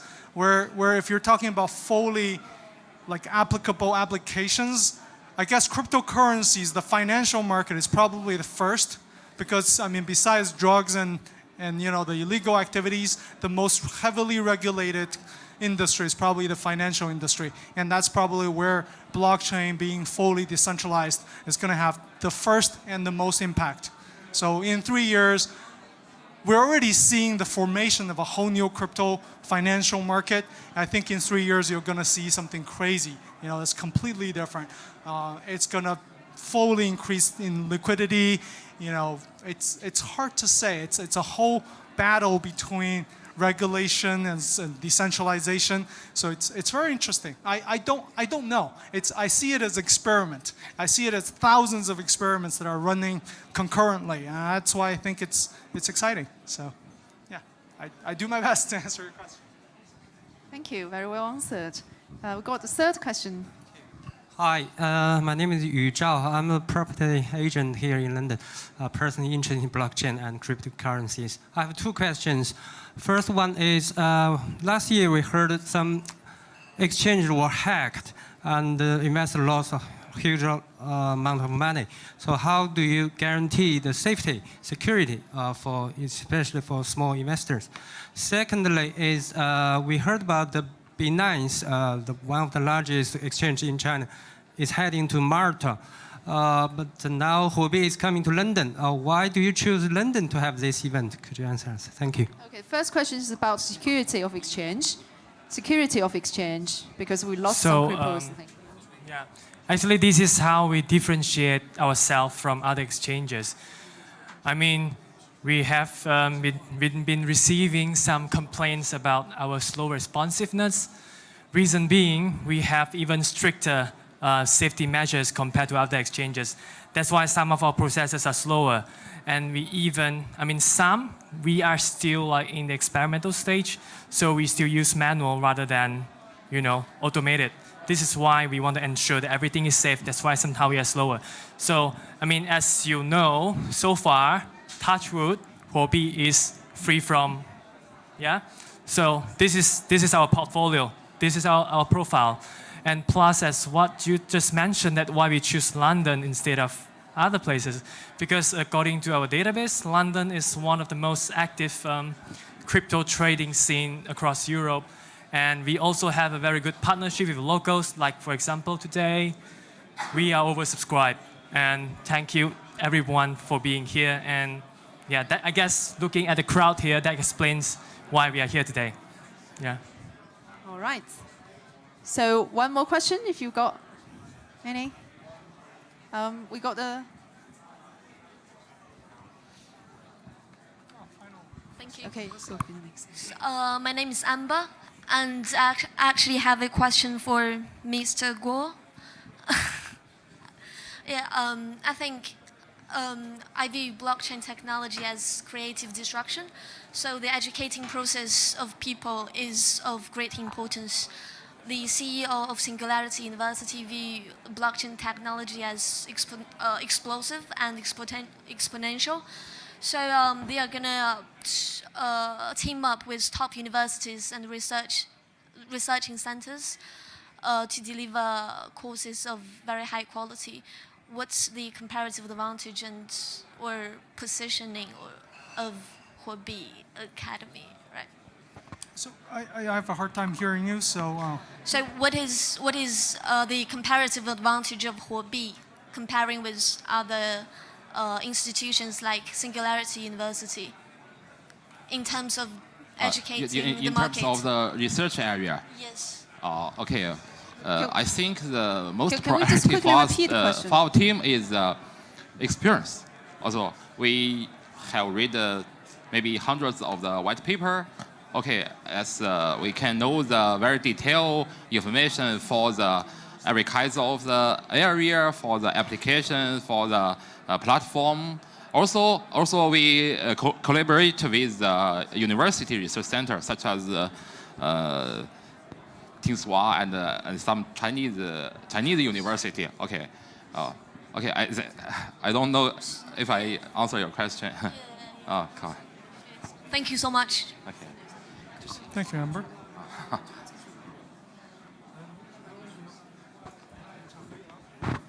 Okay, we got one more question there. That's the gentleman who's asked just now.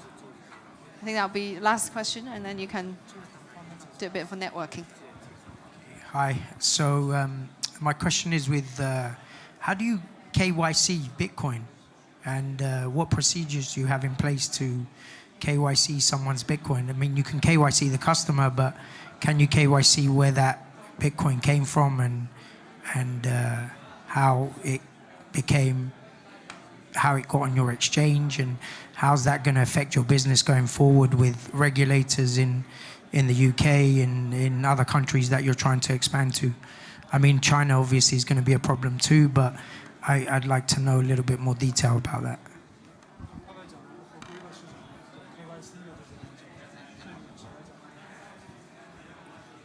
Can you please shorten your question because it was quite blurry, and it's about KYC processes you are talking about. So KYCing an individual is fine, but KYCing the actual Bitcoin, where it came from, the tracking that Bitcoin, you know, like a trail of that Bitcoin, how do you have procedures in place to do that? And what are they? Is that okay? Or is that still...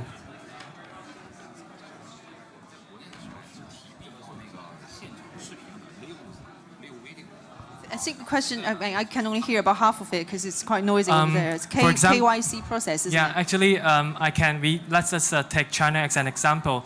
So we have different tier. So like small amount, we don't really, I mean, the basic, they will have to fulfill the basic KYC. But once they over a certain limit, we need to do live streaming.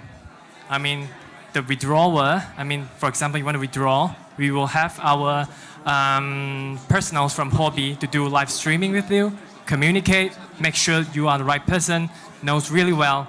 This is still manual, but yeah, this is what we have to go through. Yeah. Yeah. Right, thank you. Any more questions, or we're going to draw a full stop of today? All right. Okay, no more question. Thank you very much. Oh, God. Oh, one more. Okay, last one. Right.